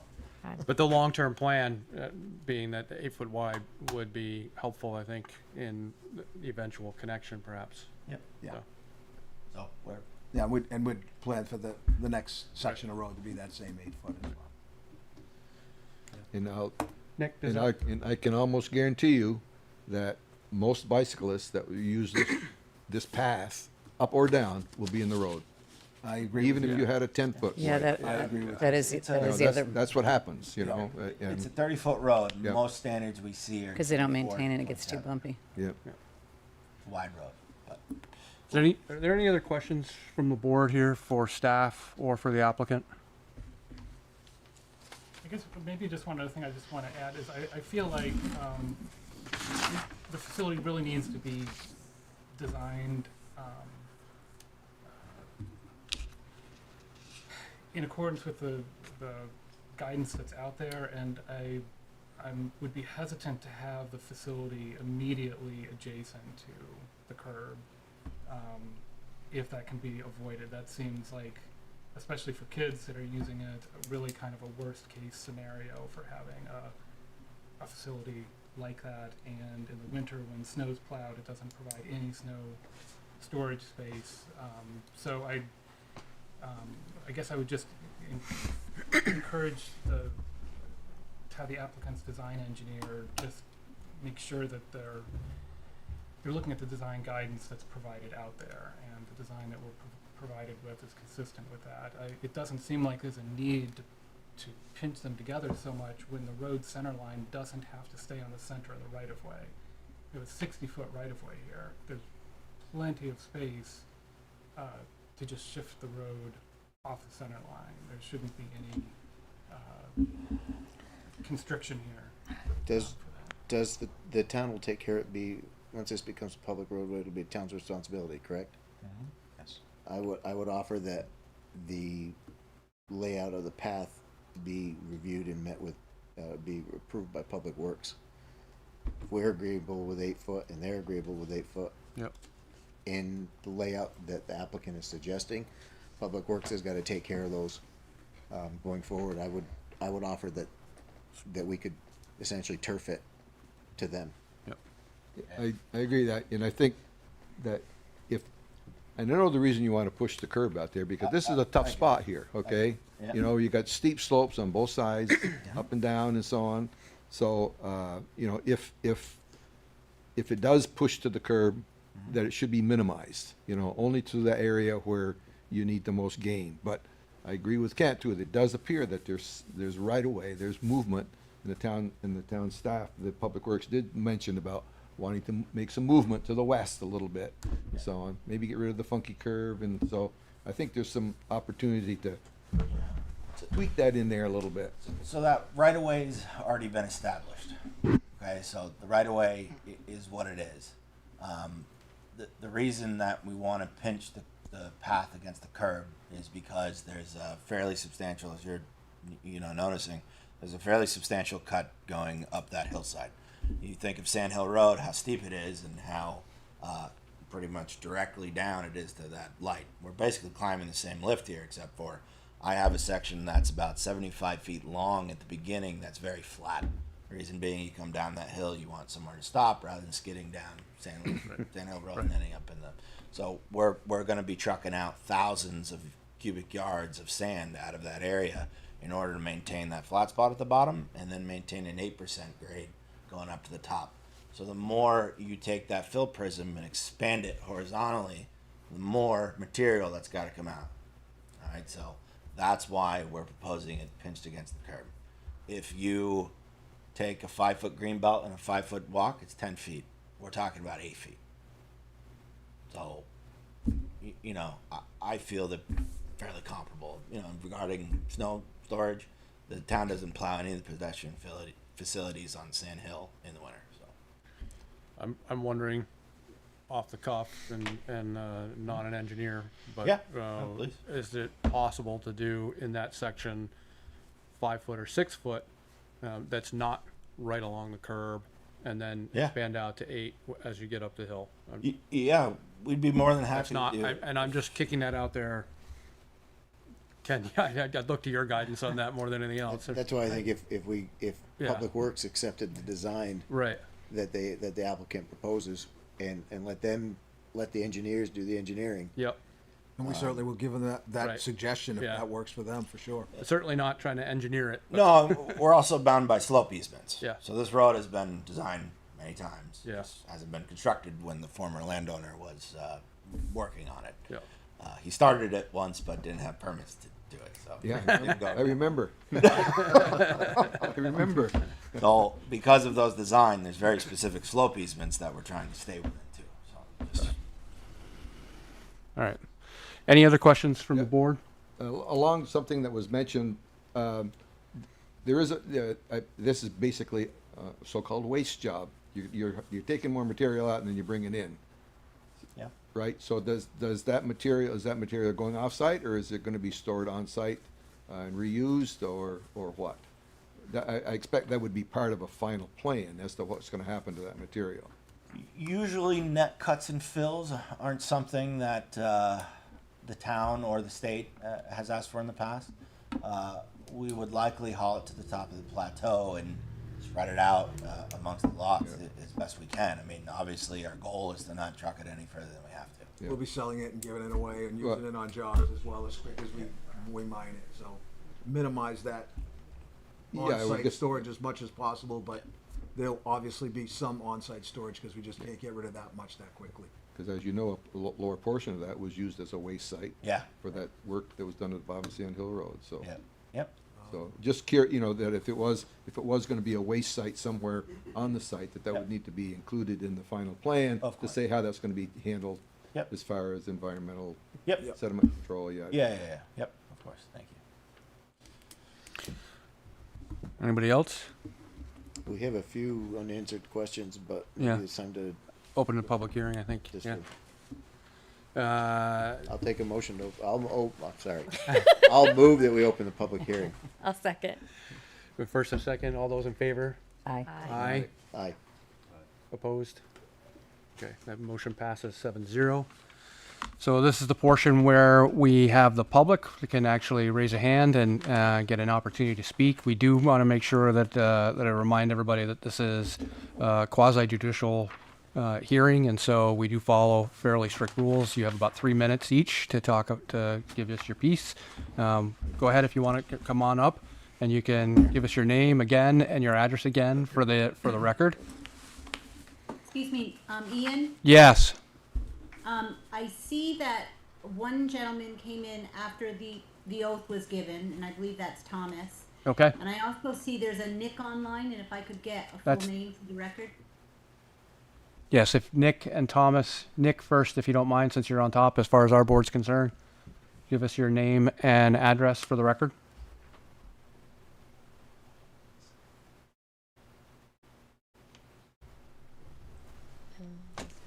And if we don't hear, that's fine, I'll just document that in the minutes. So here comes Yeah. Nick. Here comes Nick. Ovitt. I live in Plattsburgh, New York. Oh, I'm sorry, Nick, I didn't get your last name. Ovitt, O-V-I-T-T. Thank you. Oh, And With the app. he's with the applicant, those gotcha. guys, yeah. And Thomas? I live in Colchester, Vermont. Thank you. He's With the applicant as well. Okay, thank you. Those are the guys that are gonna be building this road if we get it approved. Gotcha. Okay, again, your name and address Yes, for the I'm record. Patty Davis, 9 Hillside Circle. This is a great discussion. I think they're being really generous on the sidewalk path that they're proposing 8 feet, whatever, in the proposed developed area. I just wanted to mention that my husband, he's a very avid bike rider, we have 10 inches between the white line on Lower Sand Hill and the curb. Now, they have to have a curb going down Sand Hill for water reasons, because it's a steep grade, and so, to keep the water from eroding the land. But someone like me would kill themselves if I tried to attempt to go up or down Sand Hill Road. So I just wanted to mention that's very generous, and I love what Kent said about following the Regional Planning Commission's purview. I went to their meeting last night. They're great. And I also wanted to state just one minor correction. Maybe Al Sanical doesn't know, but I thought I would share it. I walk my little corgi around Saxon Hollow Park in the morning, my husband and I, and there was an African-American guy. He's always at the bus stop. Pretty soon there will be no bus. And I'm starting to meet all these people at the bus stop when I'm walking. And I asked him, where do you work? And he said, I work for Glavel. Glavel is at the end of not Saxon Hollow, Saxon Hill Road. I used to run on that road. But anyway, he says that he works from 10 p.m. to 6 a.m. and his job is to load the trucks And he says that his boss at Glavel tells him he has to wear a mask because of the diesel exhaust. And he said, and I asked, just, curious, where did the trucks go when they leave Glavel? And he says they go from 10 p.m. to 6 a.m. down Sand Hill Road every night. And we are all 130 homes residential. So please keep that in mind when you're expanding more freight manufacturing, because we live here. And we would love a 5 or 8 foot path on Sand Hill Road. And my husband has begged, but it's been falling on deaf ears with the select board. Well, he hasn't. Through me, I ask for him. And people live along Sand Hill. We have huge developments, and we can't even get out of our development to go down Sand Hill to get on. My husband always bikes Route 2 and goes to Richmond because he bikes a long ways.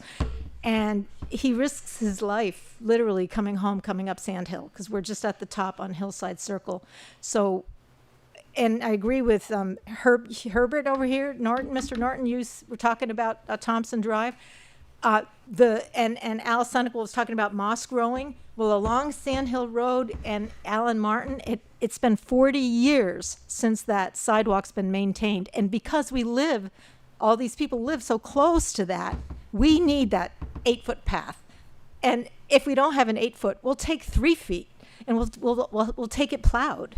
That's how discriminatory it is where the people live versus what you want to do. And I think it's great that you want to build a road, but you need to take care of what you have near where the residents live so they can get to Saxon Hill from their house. So that's my 2 cents. So I just wanted to correct you on the Glavel, because my neighbors will attest they're all writing letters right now to the Regional Planning Commission, the head of transportation, many, many letters. And they hear those trucks, not just Glavel. I don't know who else drives between 10 p.m. and 6 a.m., but I have the schedule, and next time I see that guy, I'll get his name. I didn't get his name the last time, so thank you very much. Thank you for your comments. Do you have anyone else in public? Thought I saw a couple hands, but no? Anyone online that would like to make a comment?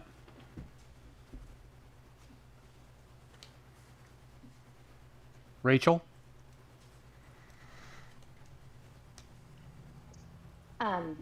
Hi there. This is Rachel Azat, 2 Sage Circle in Essex. Rachel, before you start, I believe you just got on. Is that correct? No, I've been on since the You've beginning. been on. Okay, I just wanted to make sure that you swore the oath. Yeah, I raised my digital hand. Is that what you wanted me to do? Yes, thank you. Okay.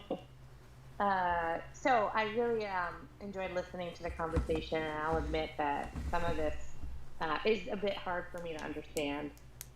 Following along with the maps and the jargon.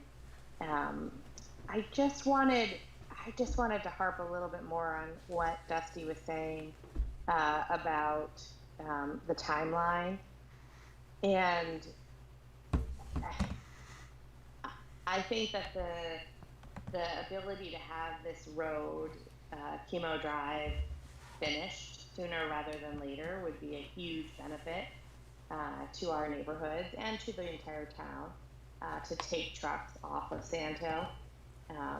Sand Hill just doesn't seem to be able to hold that capacity of trucks. And with the discussion about this potential prison and more traffic in the area, having this road finished would just be, it would finally solve one of the problems, at least, I think.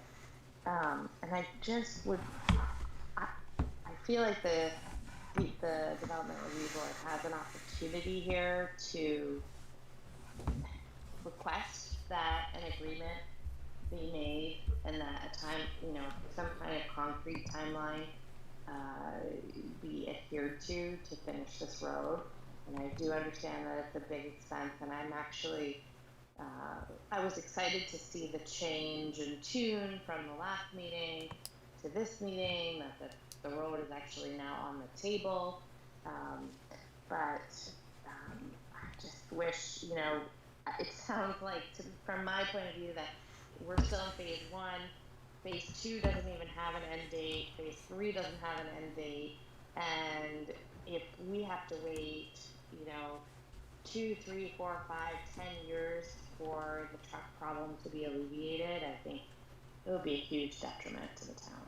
I don't know. That's my 2 cents. Thank you. Thank you for your comments. Yes, you may. So Andrew Seaver, 14 Hillside Circle. So how was the? Oh, Yeah, no, Mike, yeah. I talk loud. So how was I just noticing where the road chemos coming down to 117 and Sand Hill. So how is that intersection gonna get addressed? Where they're so close to Sand Hill, we have a traffic light right there. Yes. Has that been discussed at all? Right, it's proximity to Sand Hill Road and I appreciate your question. that Yeah. traffic? So I'll let the applicants speak to. Yeah. Like, I mean, it's crazy down there as it is. That's just my question. So the intersection that's being proposed is on a state highway, right? So that's out of the town's jurisdiction. Correct. So you need a state highway access permit in order to create a new curb cut on a state highway. We had our highway access permit was issued to us like 2 weeks ago. So that it's an approved, meets V-Trans standards for separation of the intersection. So could I add on to that, a question onto that is, it seems though that there was some comment about once volumes get to a certain point, that then there would be requirements for some geometry improvements there for turning lanes and so on. That's correct. So our traffic study indicated that at full build out, we would warrant a left turn lane on 117. V-Trans has accepted that can be phased. So once that threshold is met, the left turn lane will need to be installed. So it won't be installed right out of the gate. See how quickly the site plans come. But once the warrant level is tripped, we'll be required to put that left turn lane. And that's, as I recall, there's also V-Trans is looking at the North Williston Road connector as well. Right, that intersection. That's gonna be in like 27. 2.5 Yeah, years. so we're part of, we're under Act 250 jurisdiction. Right. So is that as part of the Act 250 process is what something called Act 145. Basically, if you're within, I think it's 10 miles of a project that's on V-Trans capital improvement project list, a whole slew of intersections. Sand Hill and 15 has been on it for years. We've been paying impact fees to that intersection for a very long time.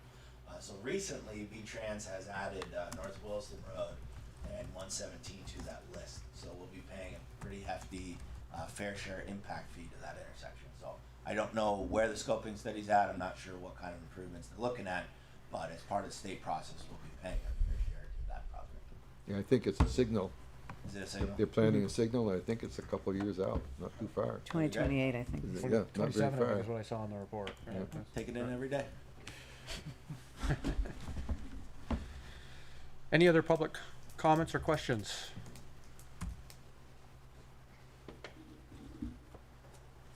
Anyone online? Hearing none. I believe we need a motion to close public or not? If you want to. Yeah, can I get a motion to close the public hearing? I motion to close the public hearing. Thank you. I'll second. Thank you. All in favor? Aye. Aye. Right. Aye. Opposed? Motion carries 7-0. Okay. I think, I have another question for the applicant. The one thing that we kind of skipped over a little bit was the comment from Public Works about use of erosion matting and problems with holding the seating and so on. Do you have any comment about that or any suggestions about some alternatives or you could meet their concerns? Yeah, so when we met with Public Works after we filed our Development Review Board application, that was part of the conversation. And our erosion control plan will be designed in such a way that we'll be coming down from the plateau rather than up from 117. Commonsensically, you'd think it, hauling off a state highway would make some sense. So you start at the bottom and work your way up. For erosion control purposes, that leaves everything exposed to the south. Obviously, there's no barrier there. So our erosion control plan is going to be set in such a way that we'll be coming from the top because of the existing haul roads that exist on the property. We can come from the top, and as we cut this, new road going through, there will be the natural barrier in front of us. So I think that's a big step for erosion control. And then stabilizing the proposed slopes. We had discussed hydroseeding as a preferred alternative to rather than simply erosion control matting. So maybe in addition to Yeah. matting and Yeah. whatever. Yeah, I saw that you're talking about going off like 100 feet at a time, you're planting. Right. And then Yeah. making sure that you got control, or erosion control and so on. Yeah, So yeah, not cutting it systematically, so you're stabilizing those banks as you go, not cutting it on a one-on-one or even less just to get the roadway in quickly and then work on the banks after. The thought is you would stabilize those. So to you finish grade. felt that you've satisfied Public Works concerns about they seem to be anxious Yeah, about. I'll have to review our plan and make sure what I'm telling you is described explicitly in that plan. Yeah, because I think it's a challenged area there because it's so steep and. Yeah, understood. Yeah, okay, good. Thank you. I think at this point, any other discussion that we have with the board? Condition 2 Condition 2? was brought up, and that's on clarity, and then, I think we could rewrite that entire thing by just saying the applicant will include approved wetland plans. Yep. So the permit will be issued as State part of wetland the permit. Yeah. state process. Yeah, state wetland permit Yeah, so we won't have- prior to construction. Correct. We won't have a state-issued wetlands permit at final, but State approved. State wetland permit, right? Before construction. Prior Or to, prior to construction. Prior to Yeah, construction. right, and then at final, we would expect that condition to carry. correct. Excuse me, I can't find my hand, so I'm just trying to usually it's prior to the issuance of a town zoning permit, the applicant shall submit blah, blah, blah. Yep, Yep, that's good. yep. I love that blah, blah, blah. The blah, blah, blah is always the important Great part. shit. Yeah. Does the board feel like you want to vote on this now? Would you prefer, I'm wondering if, since this is our first gathering, maybe we do that deliberatively, have an opportunity to talk amongst ourselves before we come back? from my perspective, given that this is a preliminary application, there's no real contention with the town. It's really just minor points. I think we've covered a lot of the minor points. I'm good to vote. And I think there's a couple places we could, we can go through it. If we seem to be having challenges, then I would support a deliberative, but I'm not sure that we need to yet. Need to have a deliberative. Yeah. I'd ask does the applicant, they've seen the conditions that are listed, any of these others that we haven't touched on that you have any issues with? There's one about the fire department wanting to turn around and so on, And we talked at length, I think, about the turnaround. Yeah, and I'm sorry, I'm gonna be just a little picky. 8C talks about 4-foot wide gravel shoulders. I have a clerical question in the Public Works. I'm not sure if they're gonna require that or not. If that could just, be left a little more open-ended. I think that they're gonna require 2, but I just in case that does happen rather than 4. But I think that's something that you can work towards final when Right. when you're working with Correct. Public Yeah, Works. it just as it's an approval condition, Yep. it's a must. So Yep. if it can just be softened a little, that will work. Sure. Or as otherwise approved by Public Works. Correct. Yeah, perfect. Yep. Thank you. Yeah. And then 9B in the fire department's comments, he talks about wanting a pull off near the sewer pump house. Yep. So we used to have a pump station when we came in for sketch. That's been eliminated. We're doing all gravity now. So you may want to change that verbiage to say the last hydrant. That's good. I've been looking for that pump station. I couldn't find it. Yeah. Yeah. So there used to be one there. Yeah, about 6-7 months ago. Yeah. That's it, though. Nick, Trevor, any questions? No. No?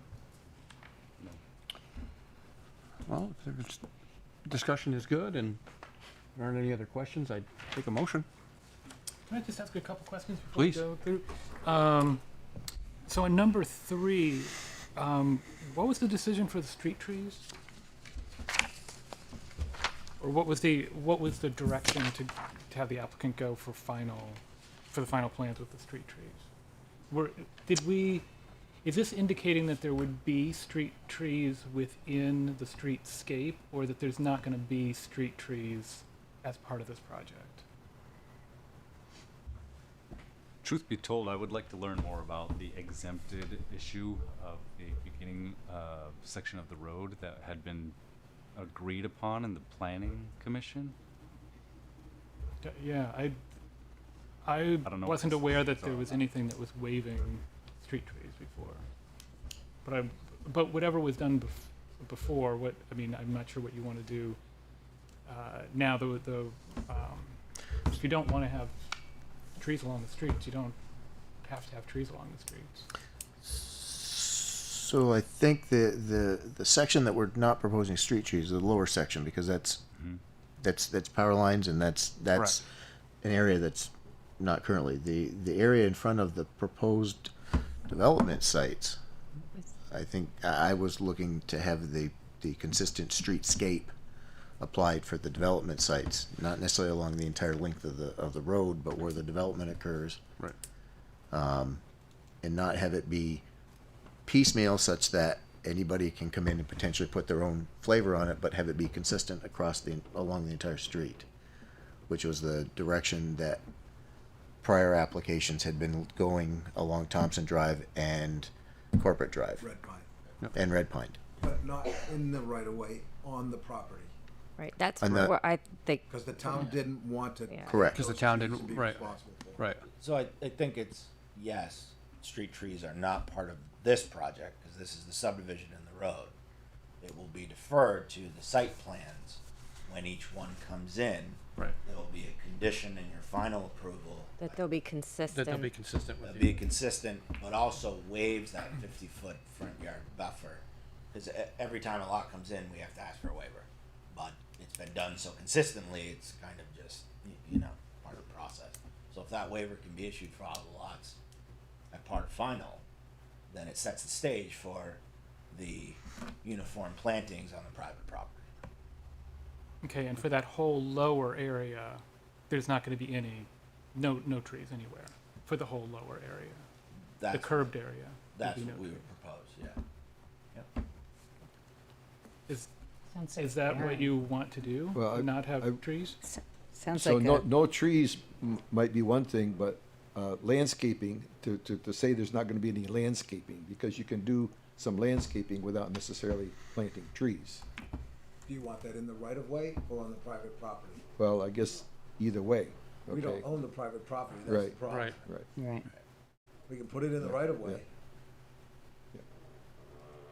Because I think that there might be some opportunities for creativity. Doesn't have to be a tree to provide some landscaping that could be within the public way and not be an encumbrance. So- Once it's in the public way, then it becomes the town's responsibility to maintain. Would it be the purview of Public Works at this point? I'm looking to Kent on this.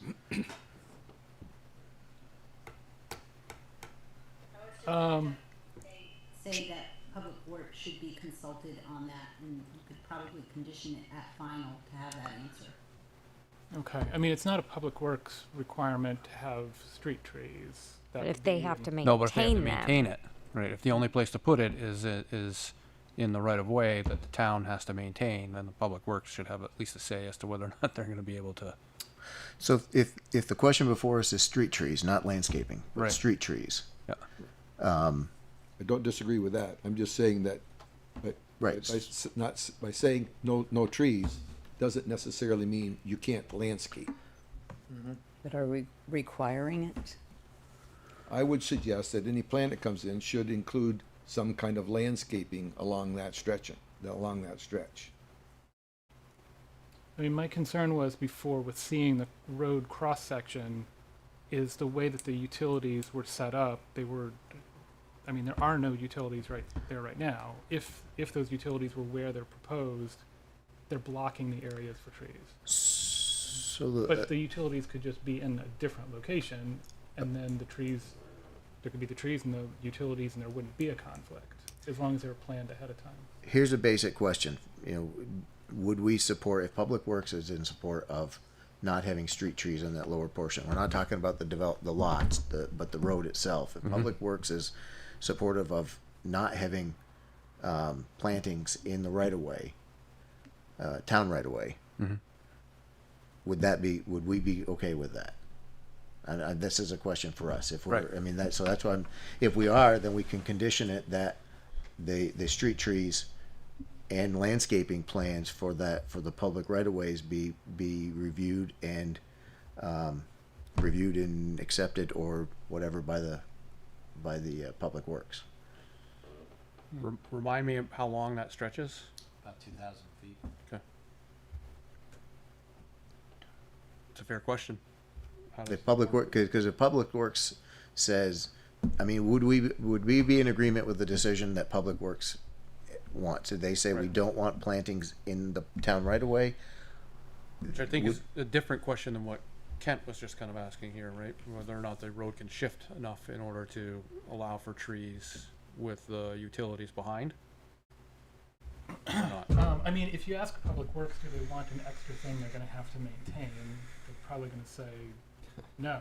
But I mean, it's Right. just one of the things in the requirements that I'm just trying to check off the box for, that we require street trees so that we have trees along our streets and we have that kind of Which is our look in town our plan. community, and we Right. get the positives from that, and we have an opportunity here with creating a whole new road Yeah. that we can have trees where they're not conflicting with utilities, not the challenge we have other places in town because we already have the utilities underground. Yeah. So we have in But fr- if you don't want the trees, then that's. That's not the question, though. We have in front of us an application with a Yeah. road, with a proposed Yeah. road. So either, I mean, and if we're looking at that application, we're not looking at road being shifted or, I mean, this, we have an application in front of us with a particular road layout. And that road layout does not include street trees. And the applicant has stated, because Public Works has made statements in the past, they don't want to maintain trees in the town right of way, especially if that's gonna be for utility easements. If I would say that that's the question. If they say that they need to have them, but the road needs to move, that's a different conversation between Public Works and the applicant. The town has to accept the road eventually anyways, so it's not our decision on the road.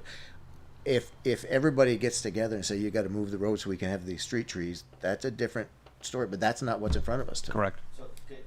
So going up, especially, utility conflicts aren't a problem, okay? There's a sewer line going down the center of the road, and then there's a catch basin network with the storm line going underneath one side or the other of the road. Basically, it's where the curb is. Street trees are obviously outside of that.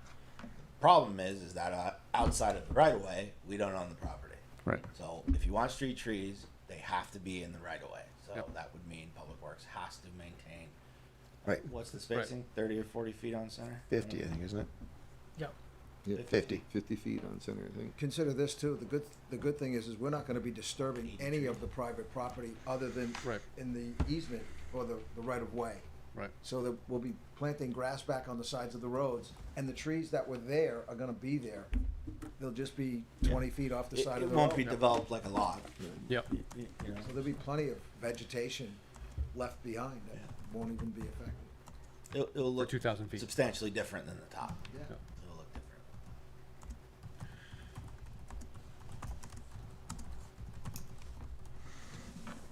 You had a question now to the rest of the board about whether or not we were. Well, if we're, I mean, again, if I we're, think- if we as a board would agree with the idea of deferring this to Public Works, then the question to them is, will you accept a road that doesn't have street trees, or would you accept a road with street trees in the 50-foot or in the right of way? If not, are we good with no street trees? I mean, if we're not, if we feel that it has to be street trees, then Public Works is still gonna have to sign off on it because it's Right. gonna be a public road. So it's still gotta go back to them for review and approval. Yep.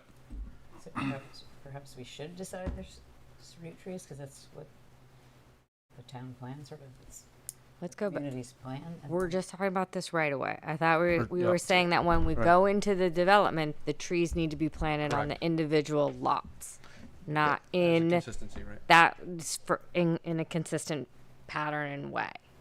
Agreed. So that's that piece. Now we're talking about this one little section of a road that's a right of way, and do we want to have street trees in that section? I'm just trying to understand. It's not quite so little though. Right. It's a 2,000-foot section. Okay, I got it. But that's 2,000 square feet, so that's what it's we're not a tiny little place. And it's going to be visible for 117. I mean, it's Yes. what's seen. But I think that's the question. If the standard says street trees every 50 feet, that has been, when it's made sense not to do that, it has been waived. Yep. In this case, there's potentially good reason not to, because it's in Public Works. It's going in the Public Works space. Correct. So this would be the road cross section in the curbed area in the lower area of the project, where there's not any other development proposed right now on either side of the road.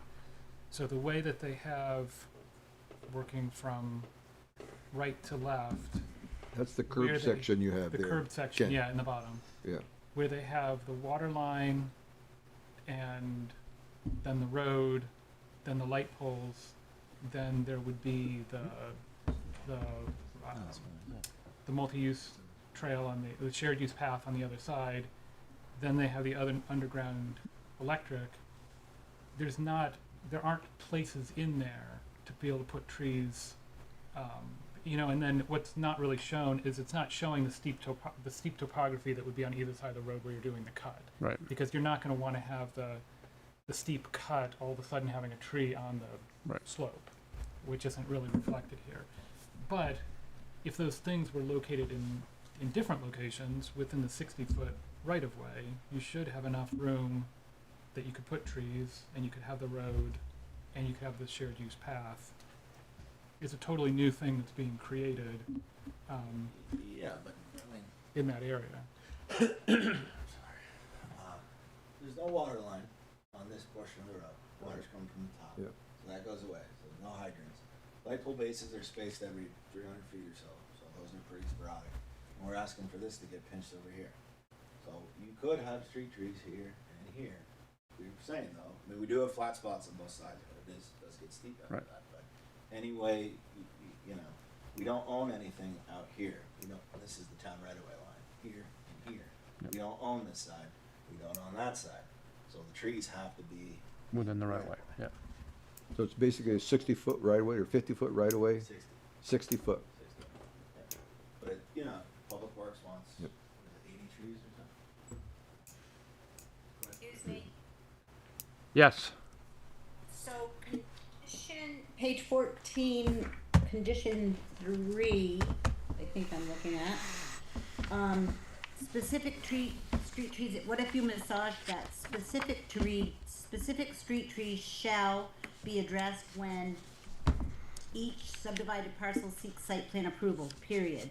Staff shall consult with Public Works on planting requirements on the roadway cross sections, and pick it up from there, and I think that might cure the discussion for now, so that way staff can work with Public Works. But it doesn't- It doesn't what? That's not going to address the 2,000-foot road section because those aren't part of the subdivided Well, parcels. No, but it does address it in that she was just mentioning that in the lower section, staff would work with Public Works, Okay. Right. That works. which So where I ended what I was reading, so let's see, what did I do?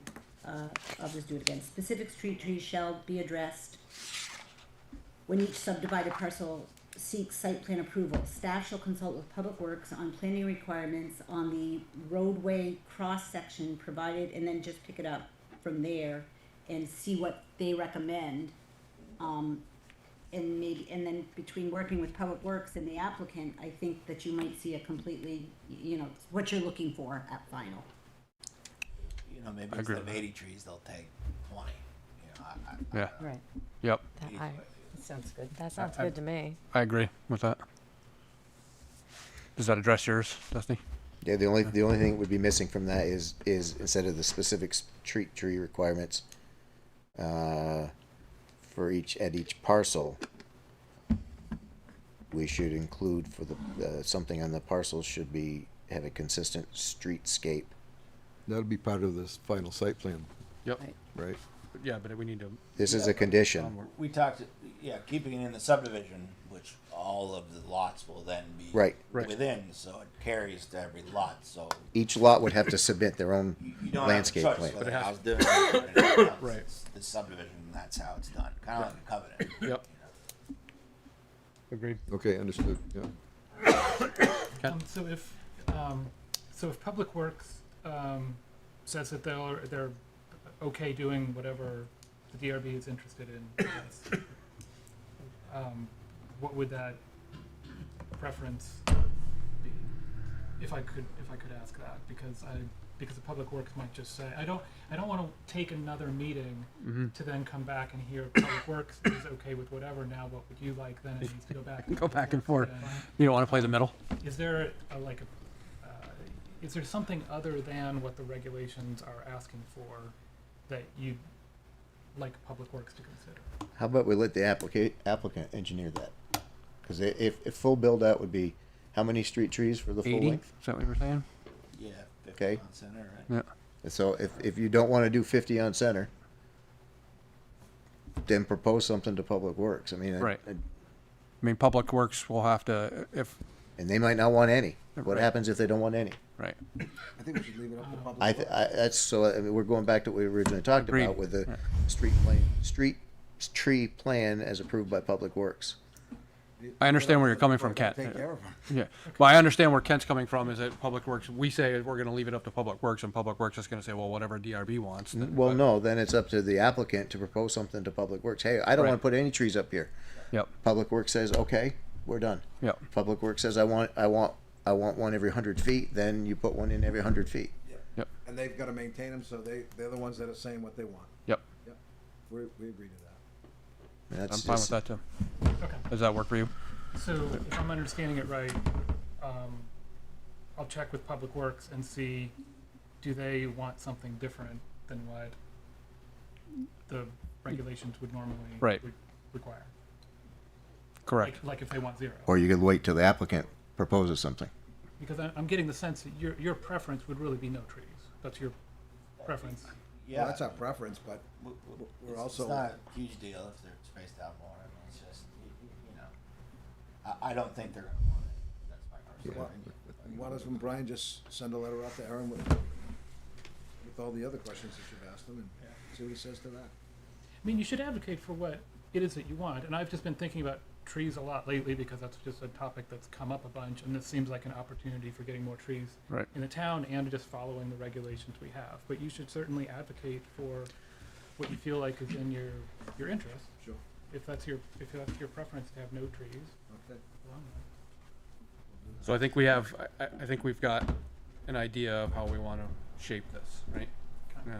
So I am willing to take a motion on the application if anyone's prepared to do so. What about Dustin's recommendations for item number 5? Well- Any time frames or?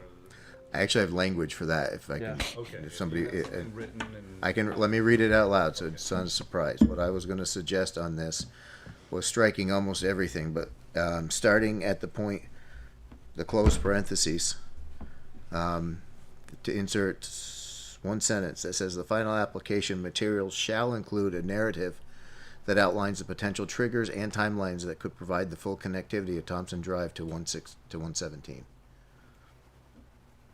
That's what I'm looking for. any tweaks? I think it's We So can- you're saying that would come after the parentheses, that's a new sentence, and all the other stuff after goes Strike it. away. Yep. Because it's saying showing a phased approach to constructing the portion of Thompson Drive within the proposed subdivision. They've already shown what they want to do with that. I really don't. I'm not as concerned from my personal perspective of the internal development. I'm concerned with the overall full connectivity. What's that going to take? Part of that narrative could include the phasing, could include the construction of each segment, what it's going to take to do it, and so forth. We don't have that really. I mean, I know Al presented a lot tonight, but I would like to see this memorialized, a path to full construction as part of the final application. My sense with the word you had there was potential. Well, And that's I think that's important, okay? That's not nailing them down. Correct. It's giving them some latitude, okay? So rather than. And I use triggers and timelines in plural, so there could be multiple pathways forward, multiple options that could be explored. And that's I think that's all that, from my perspective, that's all that I would put in that. And I've talked a lot about phase 3, but we haven't produced a plan that shows phase 3. So we could show that on a plan of what phase 3 is. 'Cause that will be part of that Yeah. narrative. Conceptual plan 3. Right. It won't be 3 and 4. It'll be Right. 3. Yep. You want to draft a motion? I can start the motion, You and have the most verbiage. I move approval of the Development Review Board staff report for the 132 Thompson Drive, aka 75 Thompson Drive, major subdivision preliminary application, as written with the following changes. And I would entertain additional input as we go through, if anybody wished to do so. I'm not going to use line numbers because I've added text to this and it changes the line out. But in the section 7, additional findings by the Development Review Board, I would add a bullet that says the DRB prefers an 8-foot asphalt path or as approved by Public Works.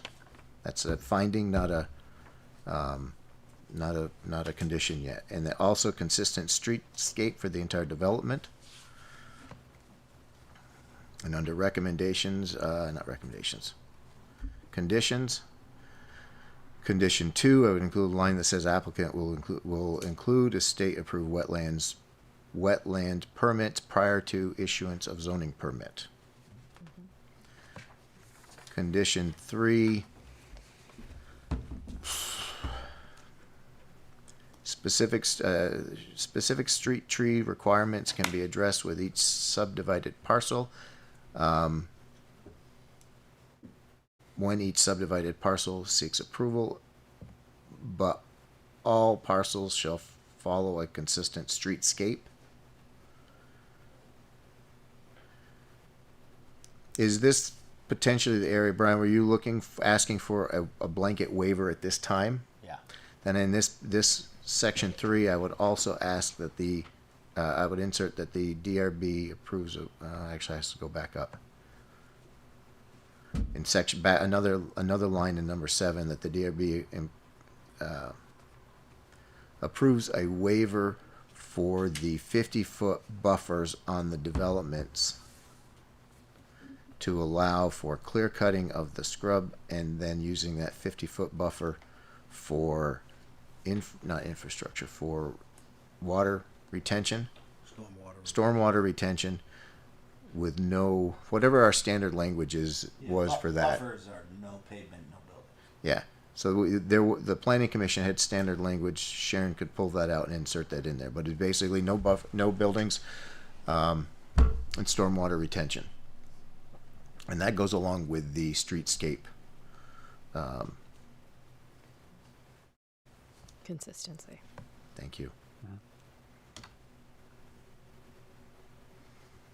Any language about reaching out to Public Works? I'd actually probably strike after the application. I'd strike to the end of that sentence and then end of that section, and just state that applicant shall submit a street tree plan to Public Works approval for the 2,000-foot section coming from 117. If there's a better words to describe that section, we can insert it, but that's the piece that I would look for them to have approval on. The rest of the development is going to be addressed With the streetscape. in section 5.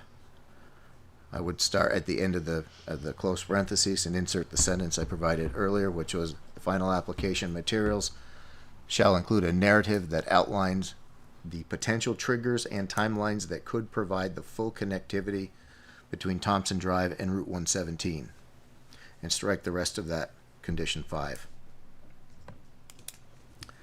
Condition 6, I would strike everything and replace it with the DRB supports the installation of an asphalt path along the new roadways as approved by Public Works.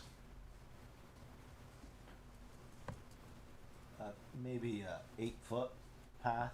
Nope. Location to be. As approved by Public Works. I've got an 8-foot path in the findings, but if Public Works says nope, then nope. They want a 5-footer, we'll give them a 5. That's the planning. The DRB supports an 8-foot asphalt path, and that's listed in the findings.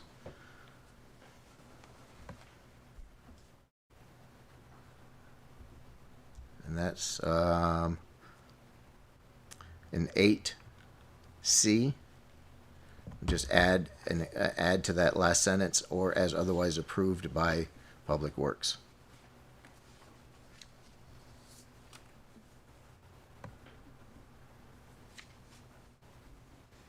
And that's the last yellow mark I have. Excuse me. Is there anything in there that says that about the broken back curve? We're going to eliminate that.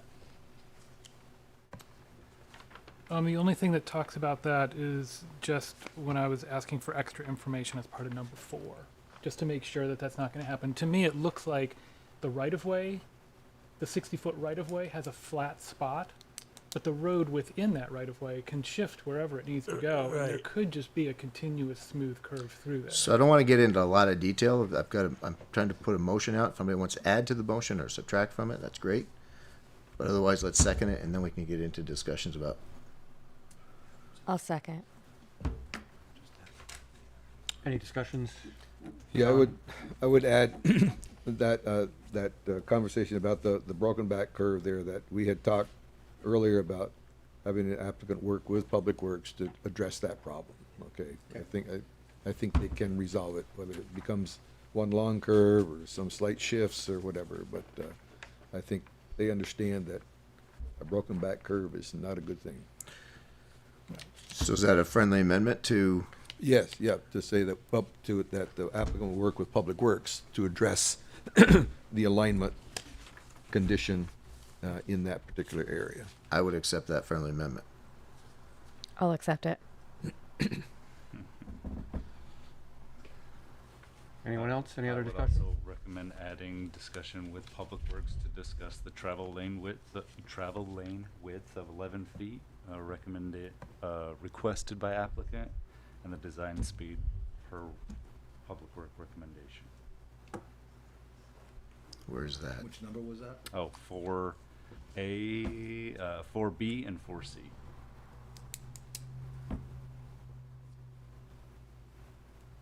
Friendly amendment?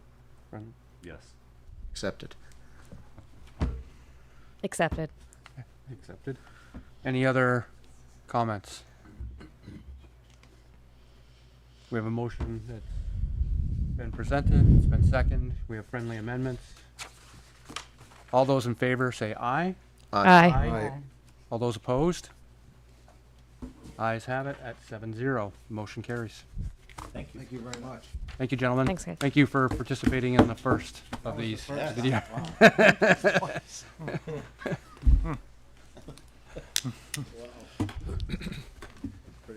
pretty good to say.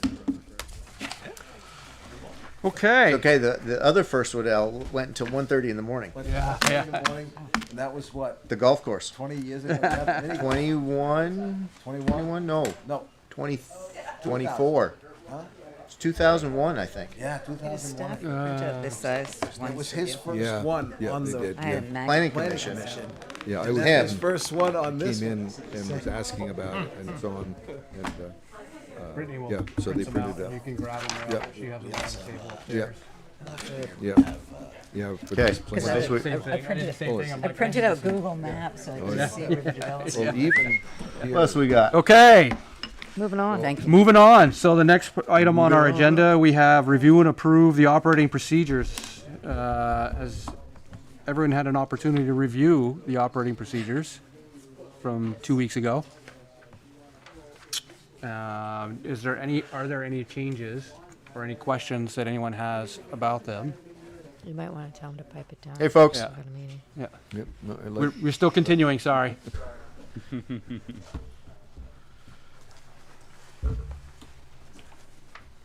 I So- saw the notes and I do have one question, Chairman. Sure. Item section 7 on decisions, on item A, motion shall be made in the affirmative. That seems quite restrictive, in my opinion. Why would we restrict ourselves only to make motions for approving?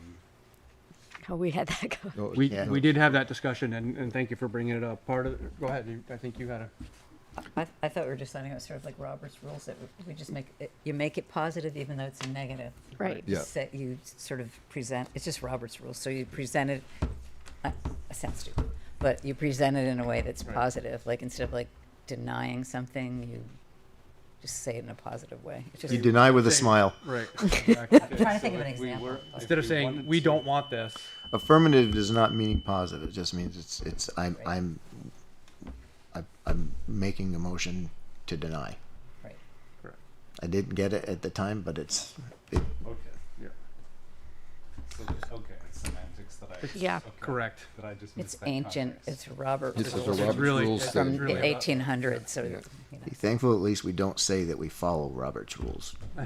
We pick and choose, but it's, That was actually my only question, thank you. Anyone else have any questions about or any comments, any changes? I like the way the editing is done. It makes it very clear as to what was added and what was removed, so, yeah. It's nice. Agreed.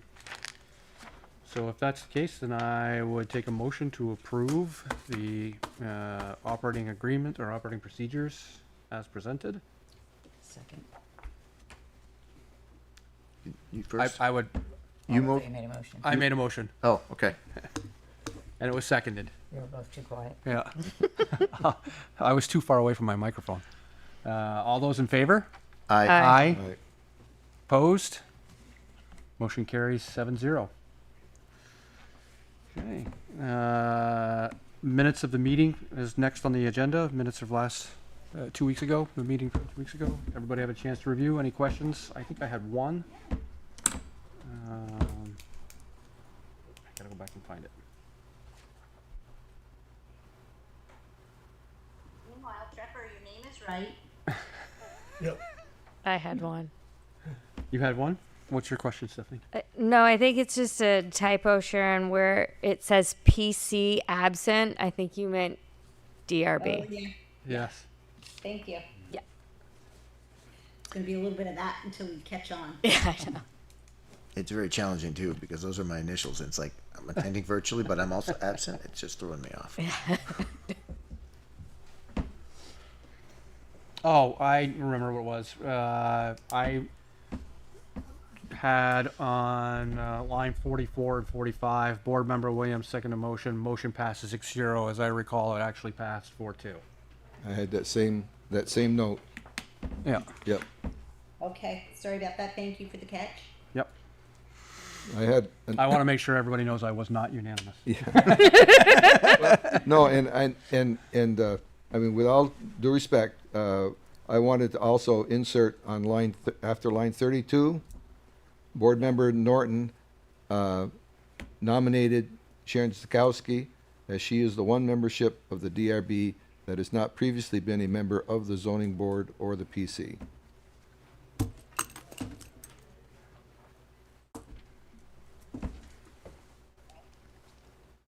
Is that good for you, Sharon? Yes. Still works.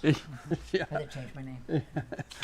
And then line 65, it says the next meeting was scheduled for 6:30, and I believe it indeed was scheduled for 6.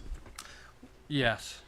This is actually correct though, because in Because that we meeting. said We said 6:30 in 6:30, the but- meeting, Did and we indeed say 6:30 at the meeting or not? We did. We did. voted on it that Oh, way, because it was warned as 6. Understood, Yep. but we said in the meeting we wanted to change it to 6:30. yeah. Correct. So, and it was That Catherine is issued the correct, correct. okay? Yeah. Catherine issued the correction later that it was. Correct. After the meeting. I stand corrected of the correction. Anything else? All right. I'll take a motion. You already Well, got a we wanna- motion. No, you. Okay. Oh, I did, didn't I? No, we didn't. Not that was. No, that's right. Normally we. Yeah. Do we? Normally what? How would normally in the old ways, the PC would move the minutes and then amend them. Okay. How are they done? ZB. We would amend them, then Move make them. a motion. So how do you guys want to do it going forward? Amend them and then motion. What's Robert's rules say? you would, I left the book at home. I think you would approve them and then amend them. Or, no. Somebody gave me a cheat I'm sheet, trying to think though. about how we do it at work and. Well, we amended them tonight, so how about we approve them tonight and see how that goes? Yeah. Is there a motion to approve based on the suggested amendments? That's what I would usually say. The ZBA. Going forward, is that how we want to do that? Flip a That coin. works for me. Does that work? That works. Yep. See if we remember it. All right. Yeah. Exactly. I think either way works, so. Robert's Yeah. rules. Yes, we will. And next week we can That's amend your it if that's the case. Yeah. So you a move to accept the minutes as amended. Do we have a second? A second. Motion by Dustin, seconded by Nick. All those in favor? Aye. Aye. All those opposed?